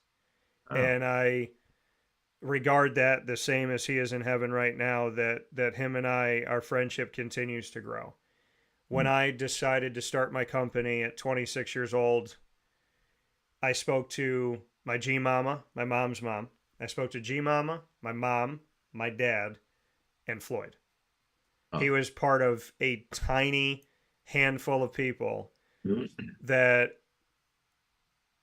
just kind of helped me think about what I was going to do with my career. And I had enough of kind of how the media typically goes, and I wanted to do things with honesty and integrity. I wanted my morals and values to not have to go up against a boss every single day that didn't have those. And, you know, my belief in God, my faith, my comedy, my community, humility, there were all these things that I felt like when I brought them somewhere, they were combated. And I got to a point where I was like, if I'm going to do this, I have to do this on my own. And Floyd was a part of that. So I would say that, and I would say my G-Mama, my grandmother, my mom's mom. There's not a day that goes by I don't take her advice. She was just shy of 101. And she was giving me advice at 100 years old. She was singing to me when she was in the hospital with pneumonia. And I honestly feel like at every fiber of who I am, the thing that can help me keep going is hearing her voice in my heart every day. So I'd probably say her. Special. Nice. My first question to you, John, is who would you consider to be your greatest mentor? Well, it's an easy one. My dad. And again, he went through this profession. I watched him do it both as a coach on the sidelines, many soccer fields. I watched him coach and interact with his college athletes. And then as an administrator, he actually dabbled in sports information work also at Buffalo State when, again, they played many roles back then. A lot of people kind of pitching in, doing scheduling work, and as assistant associate ADs, and sort of, and then again, his work as a leader and a director of athletics. I really took that to heart. And when he was inducted into the Greater Buffalo Sports Hall of Fame a handful of years ago, that was so meaningful for me because I knew what he was all about and the kind of professional career he had and his impact on the city of Buffalo in particular for soccer and as well as college athletics. I learned a lot from him and still do. Yeah, he's just the most important person in my life. I love that. Not surprised that that's where you went. I can appreciate that. What's your second one for me? Let's see. What's your favorite sport to watch, either in person or on television, and why? You know, it's difficult because I grew up playing basketball, and it's one of the one places where I could shut my brain off. I I want to say that, but I at the same time, like, I love watching football. There's an art to it. I but then soccer I've grown in a passion of. I've coached it. My godson plays now. He's doing an incredible job. Just saw him play over the weekend. Kid had 8 goals in a game where his team won 10-0. Like, he's insane. Left foot, right foot, doesn't matter. And I'm not saying this as his godfather. Like, he's been playing for a while, and it seems to just come to him. But I guess I would have to say football, but I think that being around the sports that I'm around, and I never liked playing golf growing up, and now I like playing, and I've played with my dad, and so I think I have a connection to so many, but football just, I don't know, I kind of, when football season rolls, I think it's maybe because I'm a fall baby. Like, I love the weather, Hmm. and there's just something about going to a football game. It's like 65, 70 degrees, sweatshirt, shorts. There's just something about like that time of year for me that I think that maybe that has something to do with it too. But it's a hard question to answer, John, not politically, just because I feel really spoiled that the sports I knew nothing about growing up, talking to those coaches, being with those student athletes, I just have a passion for all of it now. You know, my little sister plays lacrosse, and she's incredible. So I just, like, I knew nothing about lacrosse as a kid, but through her, I'm, I marvel at her all the time. So I I don't know if I can like adequately say 100%, but I feel like football is probably where I would go because of the time of year and just because of like the overall ambiance of it. You can find something interesting in every sport. It reminded me when you said that about lacrosse because coming out of college, I had certainly, paid attention to a lot of different sports, but one I hadn't is wrestling. And it wasn't until I got to East Stroudsburg as a graduate student that I watched wrestling firsthand. And then obviously at Binghamton, it's such a strong program Yeah. over the years with Steve Erber and then Mark Gumbel as head coaches. And I learned what a crazy intense sport that is, and the drama with it, with again scoring points and the time winding down and the individual match, nowhere to hide, just one versus one. Um, and then the team element of it with the team point totals, and it was fascinating to me and still is to this day. And it's a sport I didn't pick up until I was 24, 25 years old. And so it reminds me that every sport has a nuance to it that when you get into it, it is just so capturing, really interesting. Yeah, yeah, it makes you. I mean, definitely you can fall in love with all of them in a different way. My question back to you, John, is going to be food wise, because I'm really hungry in the studio right now. So my question to you is, if you could go home tonight and your wife or you or whoever, like, if you could have a meal tonight that is like the best, most prized, can't live without this meal, what would you want to have for dinner tonight? Like your favorite dinner? Oh my goodness, that's really hard because my wife is Italian. She's an unbelievable cook. And I tell people around here in particular that I'm growing every day just horizontally now, unfortunately. And I blame my wife for this, truthfully. Gosh, she is incredible at making soups. She makes a cream of chicken soup that is unbelievable, and so it's one of the pick-me-ups during the winter months, so that I can look forward to some incredible hot soup that she makes. Obviously, any pasta is fair game for us at home. Oh my gosh, she makes a great beef stroganoff. It's an unfair question, Dan. I cannot be limited this way. Let's just say anything that she puts her hands to that is put in front of me is the most wonderful thing that I've had, and I eat too much of it. I can appreciate that, and I can appreciate the Italian heritage as well. Final question that you got for me, John. What do you got? Ooh, okay, let's see. Well, we've sort of talked a little bit about it, but what's your favorite thing about being from Central New York and Syracuse area? What are you most proud of? I would say the people, the history.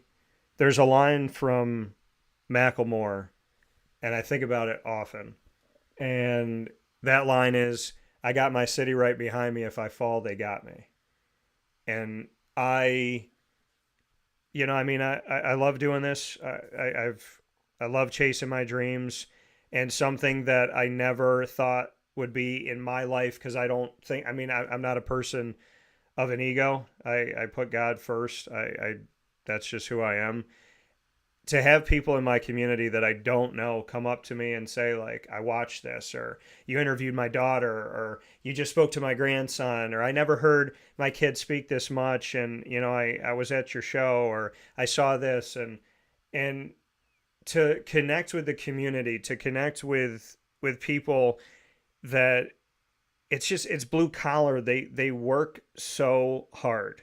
And my family came here from Ellis Island, and the work that they put in from Spain, but the work that they just generations of incredible sacrifices. My grandfathers were in World War II. I had four great uncles in World War II. Everybody came home. They were in the Navy, they were in the Army, they were in the Air Force. And I just think about the roots, and I think about the heritage, and I think about Lincourt Bakery's been here for a million years. It's the best bakery in the world. I don't have donuts, but if you get something from Lincourt Bakery, I will eat the entire box. Like, there's just something about walking up and down these streets, and it gets me emotional, honestly. I talk about Central New York all the time, and upstate. I created a hashtag back during COVID, which was support CNY. And it's just the student athletes of any sport. I try to get them out there. I want colleges to see them. I want them to have an opportunity. I love when people open businesses here, and meeting them and working with them and building partnerships with them and seeing their passion. I had a meeting yesterday with someone who owns two businesses, and we're partnering up on both, and I get to announce that July 1st. And just to like have that connection with him, there's, like you said, John, it's an unfair thing to say, like, what is it, that one thing? And when it comes to Central and Upstate New York, I take pride when people win from these communities. I take pride when Cortland, hoists a national championship. I take pride when Binghamton University has, when these coaches are going and making history, and like I think of Stephanie Allen, and it's like there was history on history on history. And then, talking to Jess Bump at the beginning of the season, seeing where she was at the end of the season, talking to Nick Zazula about what his plans were, and then seeing those plans come to fruition, and then speaking with the guys about it. I just love being from here, because I think you can't fake it. When you're from Central and Upstate New York, you can't fake success because people sniff you out. You can't fake being blue collar. You can't fake being hardworking. I think we have this genuine society, community of people that if you're going to do something, they want to see you do it. They don't want to hear it. And I love that my community pushes me. And I just love the fact that no matter where I go, or what that weather's like, or what cruise I'm on, or what, beach I got my feet in, every time I get on a plane and I land in Syracuse, New York, something just rushes through my heart. And I just love it. Yeah, I love that. That work ethic, that deep DNA work ethic. I think we've talked about it. And one of my sports idols growing up was Cal Ripken, and that's what he's all about, obviously through his whole career. And again, I think it's such a simple thing, but boy, when you Yeah. embrace that, and stand for that, I think it's so impactful. And again, I think the same way about upstate, and certainly from here westward to Buffalo, and I think we all have a little bit of that in us, just that that love of the grind, really. Yeah. I think New York City gets a lot of credit for like that flavor, right? That fight. There's that Spider-Man scene where Green Goblin's attacking Spider-Man, and there's all these people on the bridge, and they're throwing stuff at Green Goblin. Like, you fight with one of us, you fight with all of us. And I'm like, that's not just a New York City thing. So my last question to you, John, if I could put you in a movie and you could be in any movie universe, fictional, nonfiction, whatever movie you've seen that you would love to live in that world, what world would you go to and why? Oh my goodness.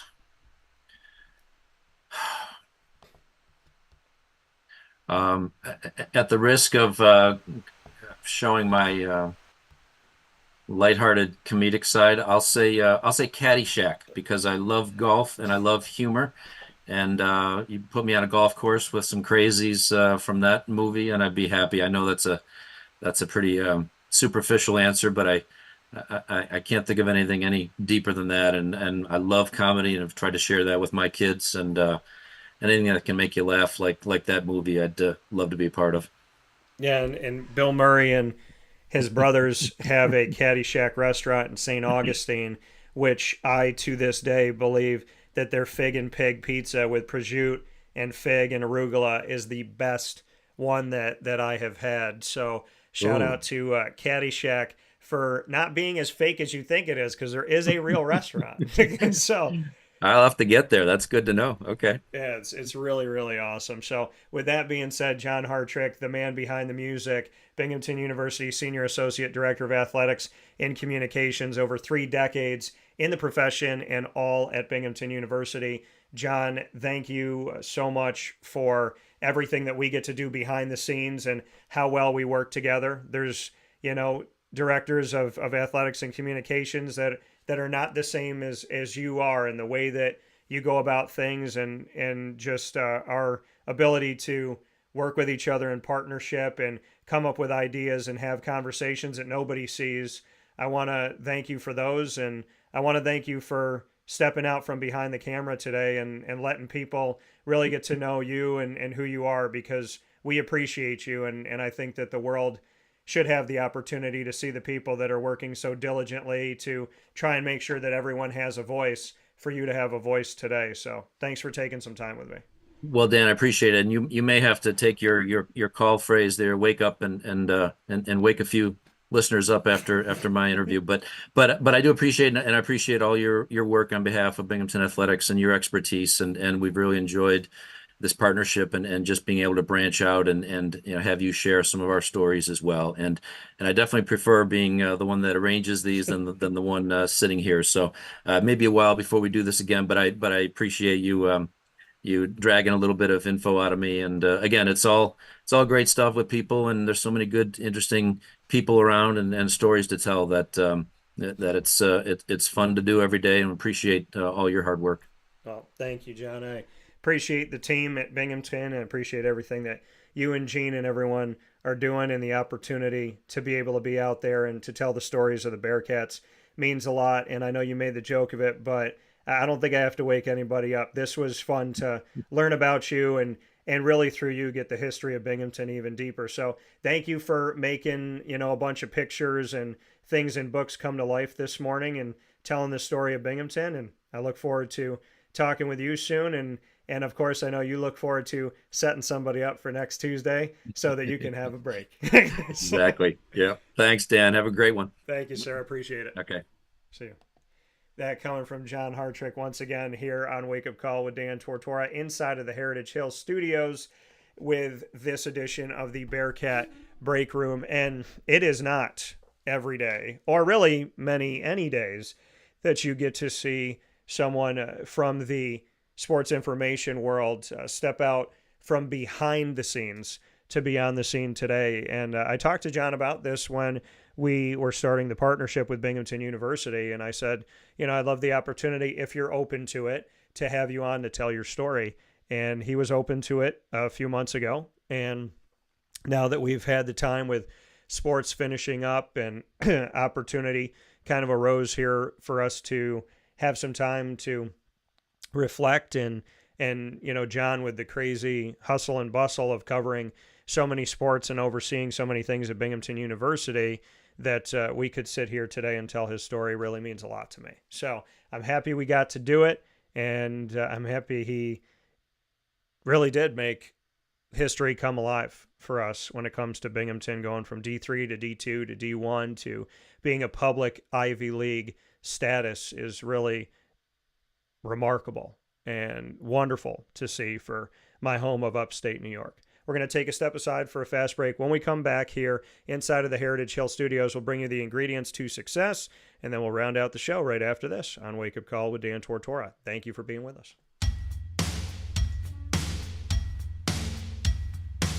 Central New Yorkers, you can now enjoy the taste of Heritage Hill award-winning craft beers, seltzers, and a full bar at 3 locations. Spend your weekends at their beautiful location in Pompey with its amazing views, sunsets, family, and pet-friendly facilities, as well as extensive private event areas. Get their taps, tonics, and tastes in their brand new North Syracuse location at Sweetheart Corner in North Syracuse, New York. When flying in and out of Syracuse Hancock International Airport, make sure to visit their Palladino Farms location. At Heritage Hill, they believe in supporting our community and are excited to now meet you where you're at and where you're going with their local farm-raised tastes. Find out more information at heritagehillbrewery.com.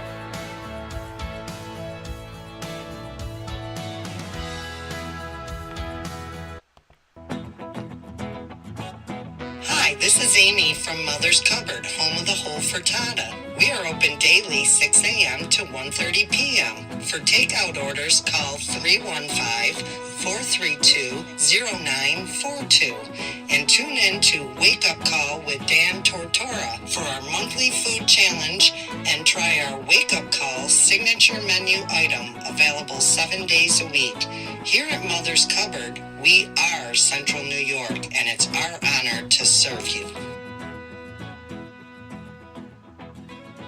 Ma and Pa's Kettle Corn and Popcorn Factory remind us that every day is worth celebrating at 201 7th North Street in Liverpool, New York. Open Monday through Saturday in-store and always online at maandpaspopcorn.com. Serving our Central New York community and beyond, order anywhere, anytime at maandpaspopcorn.com. Stop in to get a tin at Ma and Pa's on 201 7th North Street in Liverpool, New York to get your half-price refills for the rest of your life. Come to Ma and Pa's for your holiday gift giving for family, friends, employees, and clients. And remember, for fundraising and events, to call 315-450-6272. That's 315-450-6272. Ma and Pa's Kettle Corn and Popcorn Factory. How corny are you? This is Jimmer Sikowski, owner-operator of Chick-fil-A Cicero, 7916 Brewerton Road in Cicero, right in front of the Home Depot. I had a deep feeling that God wanted me to do something bigger with my life and to help people, help others. I kept putting Chick-fil-A in my life, and I realized as I was going through the franchise selection process that positively impacting the lives of others was really core to what we do here at Chick-fil-A. First of all, it starts with the food. The food is brought in fresh daily, and we bring in local produce. We prepare to order in the kitchen. We hand butter chicken. We hand spin our milkshakes. It's great food. It doesn't taste like fast food. I think the second thing is the way people feel when they come in a Chick-fil-A restaurant. It's different. We try to treat people with intentional kindness here, which is very different and deeper than good customer service. And so I think it feels remarkable for most people to come in a Chick-fil-A restaurant. And then lastly, the impact that we try to have in the community is very different. It's a big part of the expectation of every operator of a Chick-fil-A restaurant is that they're actively engaged in their community, they're a leader in the community, and they're making a difference. When they realize that what we're striving to do is to shine a little light in their life, that's a very, very different experience than you will have in any other quick service restaurant. And it's that remarkable experience that I think people will emotionally connect with.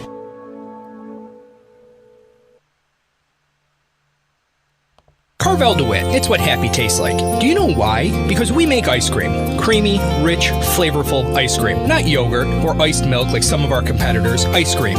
Fresh, by hand, daily. For the calorie conscious, we have something new for you. Our new Carvelite. Same great flavor, creaminess, and texture of our regular ice cream with only 35 calories an ounce. So whether you want an ice cream cake, flying saucer, dasher, carvalanche, hard or soft ice cream, we will satisfy your craving with our fresh, handmade regular or new Carvelite ice cream. Carvel DeWitt. It's what happy tastes like. The Wildcat Sports Pub in Camillus, New York is located on 3680 Milton Avenue in the Home Depot Plaza. It is your family-friendly sports bar and restaurant. Folks, some sports bars aren't family-friendly. Some family-friendly restaurants are not sports bars. The Wildcat Sports Pub in Camillus, New York is proud to be both. It is that marriage that you've been looking for years. The Wildcat Sports Pub is your home base for your sports bar and restaurant needs, games for the kids, indoor and outdoor activities, and enough things on the menu to come back every single week and get to try something new. They're open Sundays from noon to 8 p.m., Monday through Wednesday, 11 a.m. to 11 p.m., and Thursday through Saturday from 11 a.m. to midnight. For reservations and party information, call 315-487-2222 for the Wildcat family-friendly sports pub and restaurant.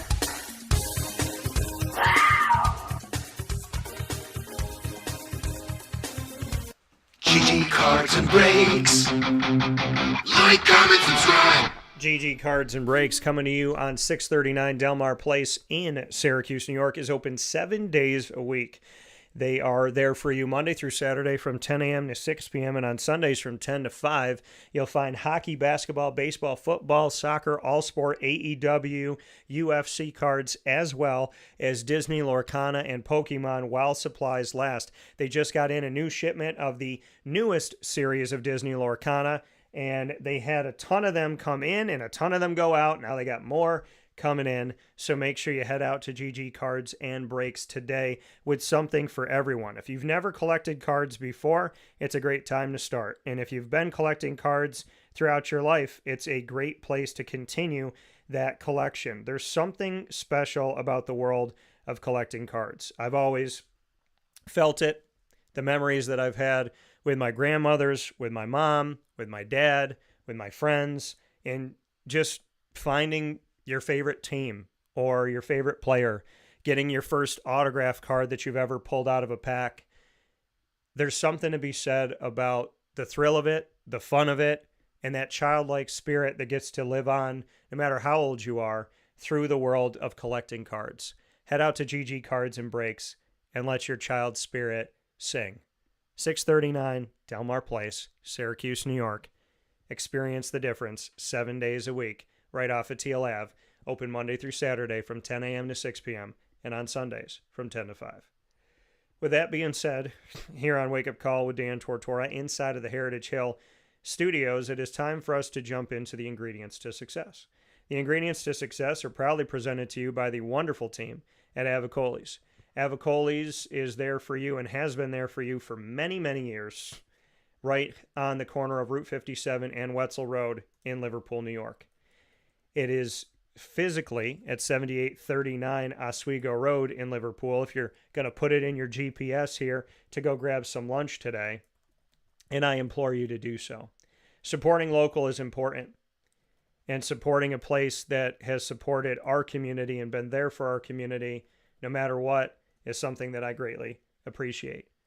John Fratto and the entire team, the Avicolli family, everything that Avicolli's has been in my life has been wonderful, positive, a breath of fresh air. So Avicolli's to me is not just a place where you can get really good Italian food and things that you won't find truly tasting that way anywhere else. It's a place where you'll find really wonderful people and people that are hardworking, blue collar, just like everything I've spoken about this morning on Wake Up Call. So head out to Avicolli's today and Tuesday through Sunday, as they are closed on Mondays, to 7839 Oswego Road in Liverpool, New York, and experience who they are, why they are, and all of the wonderful flavors that come with being such a wonderful home here in our community. Avicolli's, like sitting down at your family's house and breaking bread together, having dinner at home. That's that feel that I get being a proud card-carrying Italian, and it's the feeling that you can have as well with their fine dining side, their casual dining side, their outdoor dining, as well as their catering, pickup, and delivery.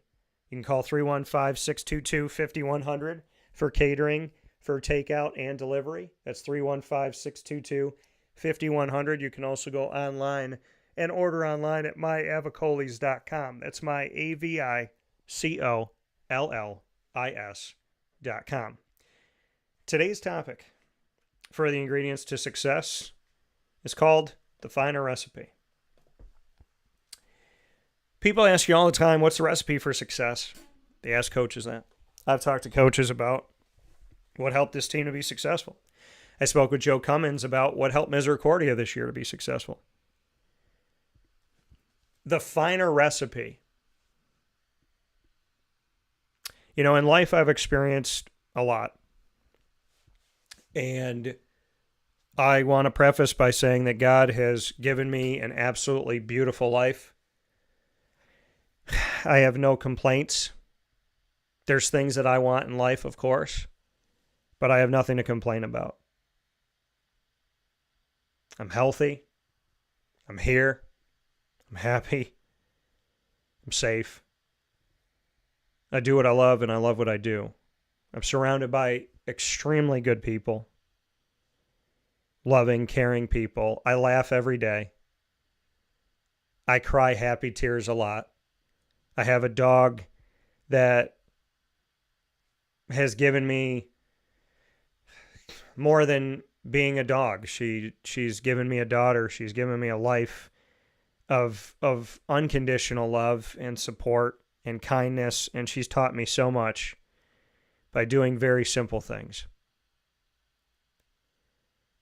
So what is the finer recipe? What does that mean? Well, we can always get better. We can always grow.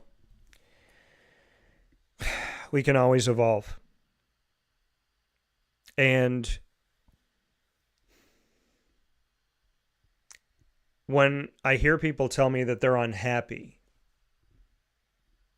I think a lot of things in life come with settling. I think a lot of things in life come with fear. If I was afraid to start my business and that fear led me, I'd be working for somebody right now at a job I don't like. If you worry about something, that worry, that fear, that doubt consumes you. I can tell you that because I've been there. You cannot look at someone who wants to be your friend today and worry and doubt and second guess and question and fear that friendship because you had a friend who wasn't a good friend. When you date, especially, I can't even say in today's world. I think anyone who's ever dated, unless you literally dated one person and married that person, and even then, I don't think anybody has ever dated in this world and hasn't experienced some type of heartache, pain, confusion, silence, drama. But if you meet somebody and your heart really sings for that person, you can't look at every other person you dated and the fear and the anger and the resentment and the negativity and the lies and the this and the that and the whatever, because you'll ruin what you have. if you're coming off of a coach who lied to you in recruiting, you can't transfer to another school with all of that drama and baggage, thinking that that coach is going to lie to you and thinking this, that, whatever. Because if you think something bad is going to happen, if you lead with fear, whether it exists or not, you're going to create it. Again, I've lived it. If you're in a great relationship, work-wise, family-wise, friend-wise, romantically, if you're in a great relationship and you are afraid, if you're in a great relationship and you let that, I mean, we can be afraid, but you got to saddle up anyways. Your courage has to defeat your fear. So many times in life, we don't go after the job we want because we're afraid. We don't let that person in that we love so dearly or think we can love so dearly because we're afraid. We don't open up to our friends because we're afraid. We don't go live in that place that we've never lived before, that we've always wanted to live, because it's new and it's different and we're afraid. So you'll run into people in life that aren't who they think they're supposed to be because they've lived a life afraid. I can't tell you that everything in your life is going to turn out great. I can't tell you that every relationship's going to be awesome and everything's going to bear fruit, and no matter what you do, it's all, going to work out here or work out there. I am a firm believer that things work out that are supposed to, and things don't work out that aren't supposed to. And when I look at the finer recipe of life, there was parts of me that needed to be put back together. And somebody helped me do that, not even knowing that they were doing that. And I value that, and I appreciate that. And I think to myself, I only have one life to live. Why put off for tomorrow what you can do today?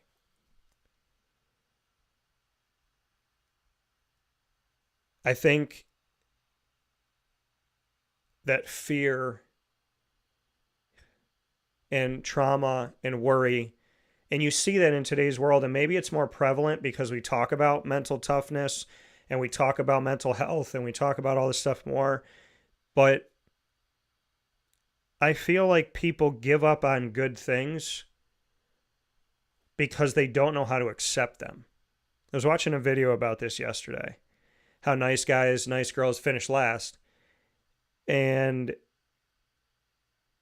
it's because when a nice guy or a nice girl meets someone, or like when somebody who's been through a lot finally meets a really good person that you're attracted to, has great qualities, a lot of parallels, you link up together, you mesh well together, and they're a genuinely good person. When you finally find them, you've been through so much trauma that you don't even know how to accept that person. And you're so ready for that person to fail you like everybody else failed you that you look for any which way to leave. You look for any which way to run because that's all you know. I think so many of us want a good person. We want to find a good person, right? That's what we're meant to do as human beings. We're meant to pair off, right? And we're not supposed to do it alone. We're not supposed to live life alone. And you go through so many things that you've been looking for a good one and looking for a good one and looking for a good one. And when you find that good one, maybe that great one, you don't believe it. You don't think that they'll want to be with you. You don't think that you're good enough. You don't think that they're going to be good enough. You think that they're going to do something. They're going to say something. You can't trust them because you can't trust anybody. And you end up pushing away the thing that you asked God for so many years ago. You finally get the thing you wanted, the thing you needed, and you throw it in the trash. So when I'm talking about the finer recipe, I'm saying to you that the first time you make sauce is not going to be like the 80th time you make sauce. Because the first time you made it, you're trying to figure out how to make it. You're trying to figure out what the recipe is. The first time I made sauce, my mom gave me her sauce recipe. There's 3 ingredients. And I made it. But then I wanted a little more of this. I wanted to combat the acidity. I chose something different. Then I chose something else. Then I went back and forth with stuff until I have the sauce that I made today. The finer recipe. A recipe that is my own. Think about a recipe like advice. My mom gave me her recipe to make sauce. She gave me her advice. I took her advice and I built upon it more, who I am. I put into it, what do I think? And that ended up making the sauce. So my mom's always a part of that. Her advice is always a part of that. Her guidance and her love is always a part of that. But it's my sauce. The people that we love, that truly have an impact on our life, they will always be a part of the sauce. Papa Joe, Mary, Mom, Dad, Lily, Mordu, Cinnamon, Shady, Johnny, Joey, Brendan, Ross, Rob, Isaac. They're a part, Mr. D. They're a part of the sauce. Jay. When you look at that and what it's becoming, Jimmer, they're always a part of it, but it's yours. That finer recipe is what you should always be working toward, is making you a better you. Not so you can be with somebody, not so you can get accolades, but to be a better you so that whether you win or lose according to the world, you're winning. See, I don't need much. I don't need much. I could get rid of half the stuff in my house and I'm going to be fine. Because what matters to me in my home is the love that is in it. Lily, me, someday, that woman, kids.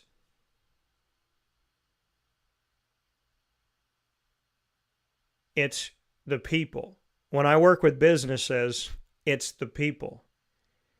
When I've interacted with businesses that weren't a good fit, it was the people. When I interact with businesses that are a good fit, it's the people. It's always the people. It's just sometimes it's good, and other times it's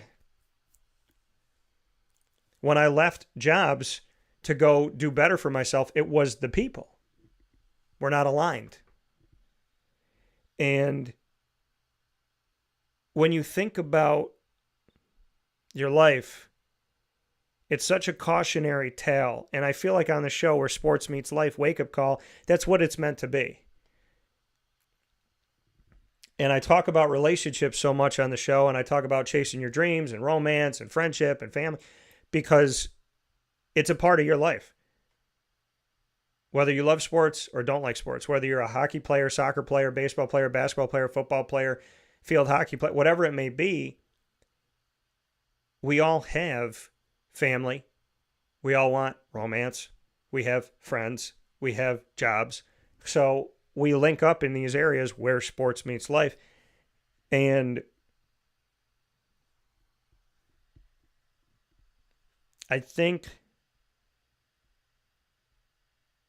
that when you see people unhappy and you see a settling of sorts, that settling is because of fear. I'm going to be alone. Think about people, like I'm 38. A lot of people my age have kids. And they think, my time for romance is over. I got my kids. I'm going to live for my kids, and that's it. I'm not going to live for me. I'm not going to, my romance days are over. I dated the wrong people. I had kids. I love my kids. These people weren't right for me. Who's going to want me? I'm not going to be able to have my fairy tale story. I just got to look out for my kids. That's an insane way to look at life because it's not true. You can have your fairy tale story. You can have your fairy tale story at 40. You can have it at 80. And I think no matter how much we try to fight it, we all want love, right? Our parents want to know that we found somebody that the day that they're not physically here, that person's going to love us so tremendously that they can feel somewhat at peace when they go back to heaven. To know, as I watch over my son, as I watch over my daughter, they're with somebody who is going to continue to give them love.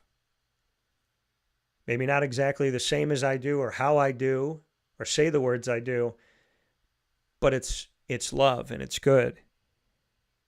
You know, we want that for our brothers and sisters. We want that for our kids. We want that for our parents.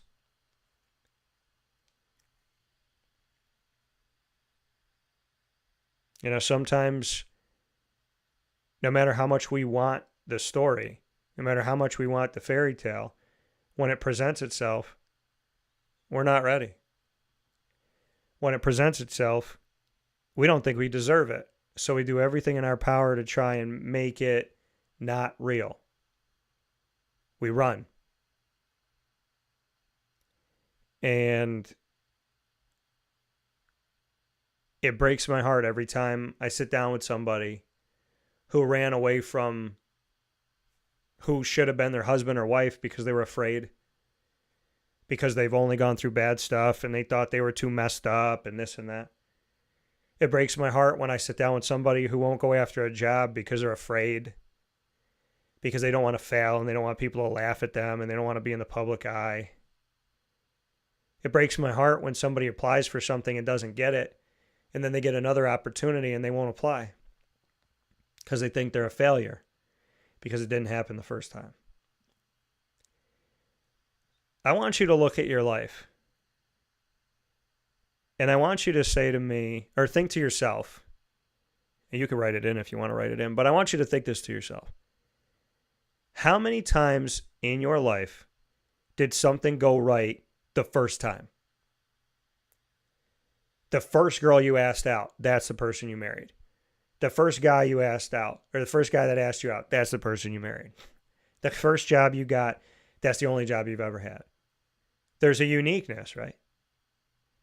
Like John Hartrick, who was just on the show, he's worked in athletics only at Binghamton. But is that the first job he's ever had? Did he ever mow lawns? Did he ever have a paper route? See, most of the time, the first job we've ever had is not the last one that we end up with. The first person that we date typically never ends up being our husband or wife. The first house that we're in is typically not the last house that we're in. And if it is, it's probably different.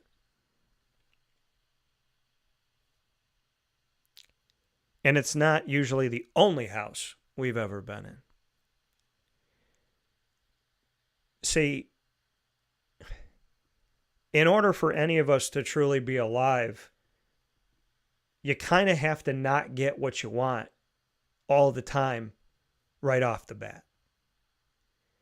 And it's who fights for what they want when you hear no, when you hear not right now, when you hear I don't know. See, if I gave up after the first no, I would never have worked in sports. I would have never been a broadcaster. I would never own my company. I wouldn't work with the companies I work with. When you believe in something, you believe in it. And your heart's never going to lead you astray. You might feel like it leads you to the wrong places and the wrong people and the wrong things, but your heart always knows what it's doing. I can't tell you how. I'm not God. But your heart always knows what it's doing. And the final recipe in life is trusting your heart, trusting your gut. Your mind is a powerful thing. And your mind will not always work in your favor. Your mind, why we talk about mental health and mental toughness and mental this and mental that and mental illness, all of this stuff with the mind is sometimes a minefield. Your mind is filled with minds. Fear, doubt, worry, past, trauma, history. What other people say, what other people think. Those are all in your mind. What people have said about you, those are in your mind. What people have thought about you and shared with you, those are in your mind. What you've been through, your life experience, that's in your mind. Your doubts are in your mind. Your fears are in your mind. Your negativity is in your mind. But your heart doesn't hold any of those things. Your mind is essential, but it should never be the driver. Your mind will talk you out of things. How many actors move and want to be an actor and they're waiting tables for 7 years before they become an actor? Your mind would tell you you're an idiot, don't move across the country, you're not making any money, you live in a shack, quit. Because your mind is logically thinking, this isn't working. Without your heart, your mind has no compass. Without your heart, your mind has no compass. None. I'm not saying we don't need to think. I'm not saying we don't need to reflect. I'm not saying we don't need to learn. I'm saying without your heart, your fears, your doubts, your past, your trauma will always prevent you from getting what you truly believe in. Your heart believes in magic. Your mind believes in logic. They have to work together to be realistic. But without a childlike spirit and without a heart full of whimsy, I would have never built my company because I would have thought it was impossible. I would have never gone after the things I've gone after because I don't have anybody that's done what I did that I'm looking up to.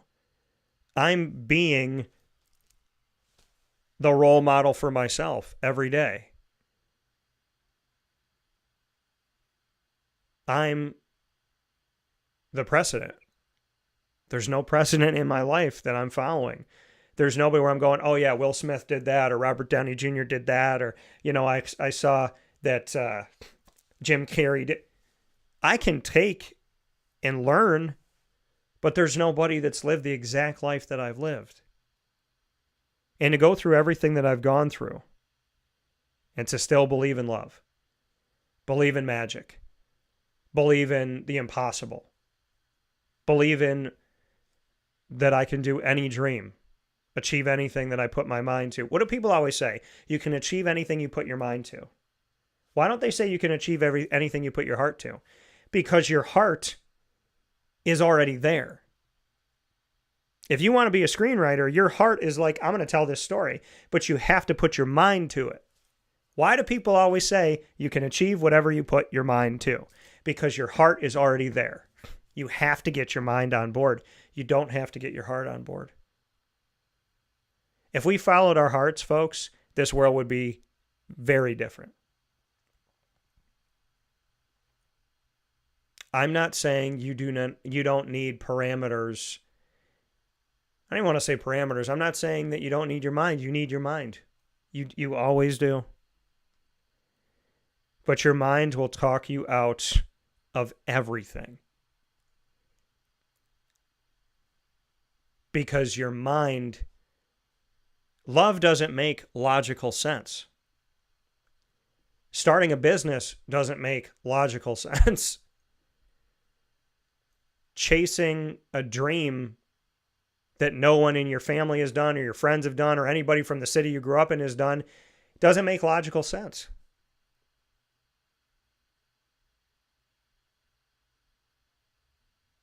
So the finer recipe in life is to trust your heart and bring your mind with you. But when you believe in something so truly, so honestly, something you feel like you can't even control, it's just inside of your heart. Never let your mind take away what your heart is trying to say.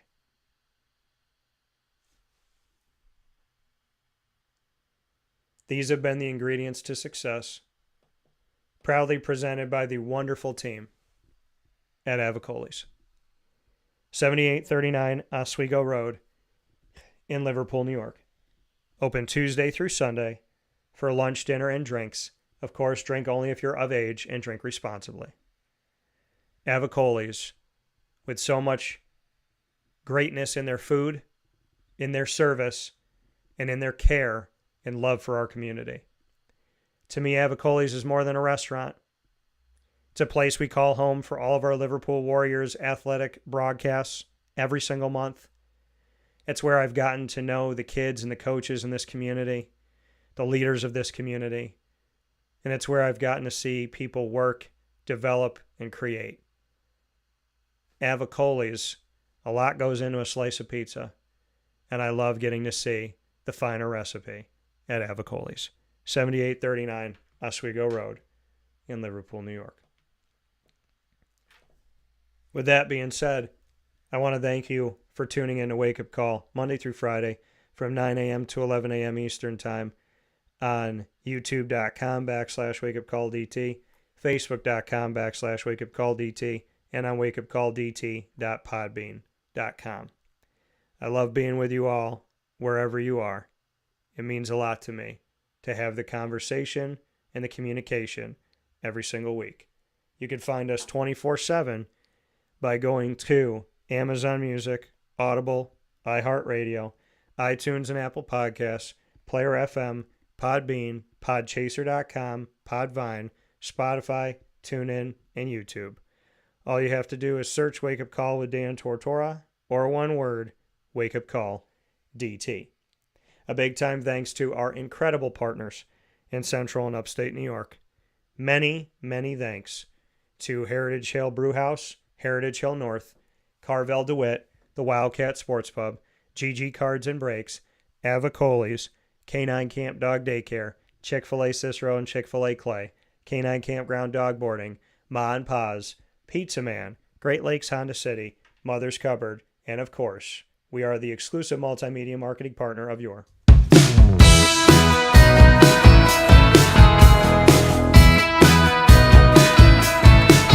Lemoyne College Dolphins. It is Fins Up every single month on Wake Up Call with Dan Tortora. Find AD and DT as well as Dolphin Dive, which brings you the stories of student athletes, coaches, administration, future Dolphins, and alumni. All of our content with Lemoyne over the years is on youtube.com/wakeupcalldt. Click subscribe, hit the notification bell, find the Lemoyne playlist on our YouTube channel. You can also find the Dolphins on wakeupcalldt.com's homepage and underneath the exclusive partners tab. For more information, go to LemoyneDolphins.com, and as always, Fins Up.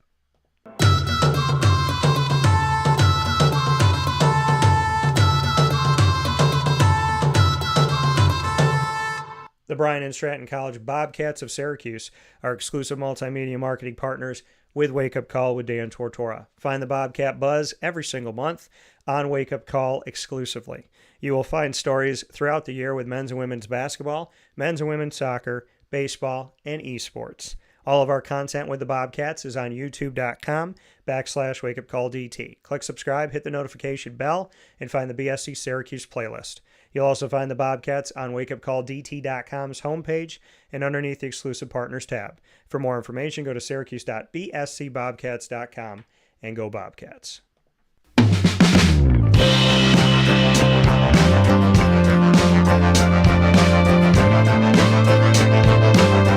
The Binghamton University Bearcats are exclusive multimedia marketing partners with Wake Up Call with Dan Tortora.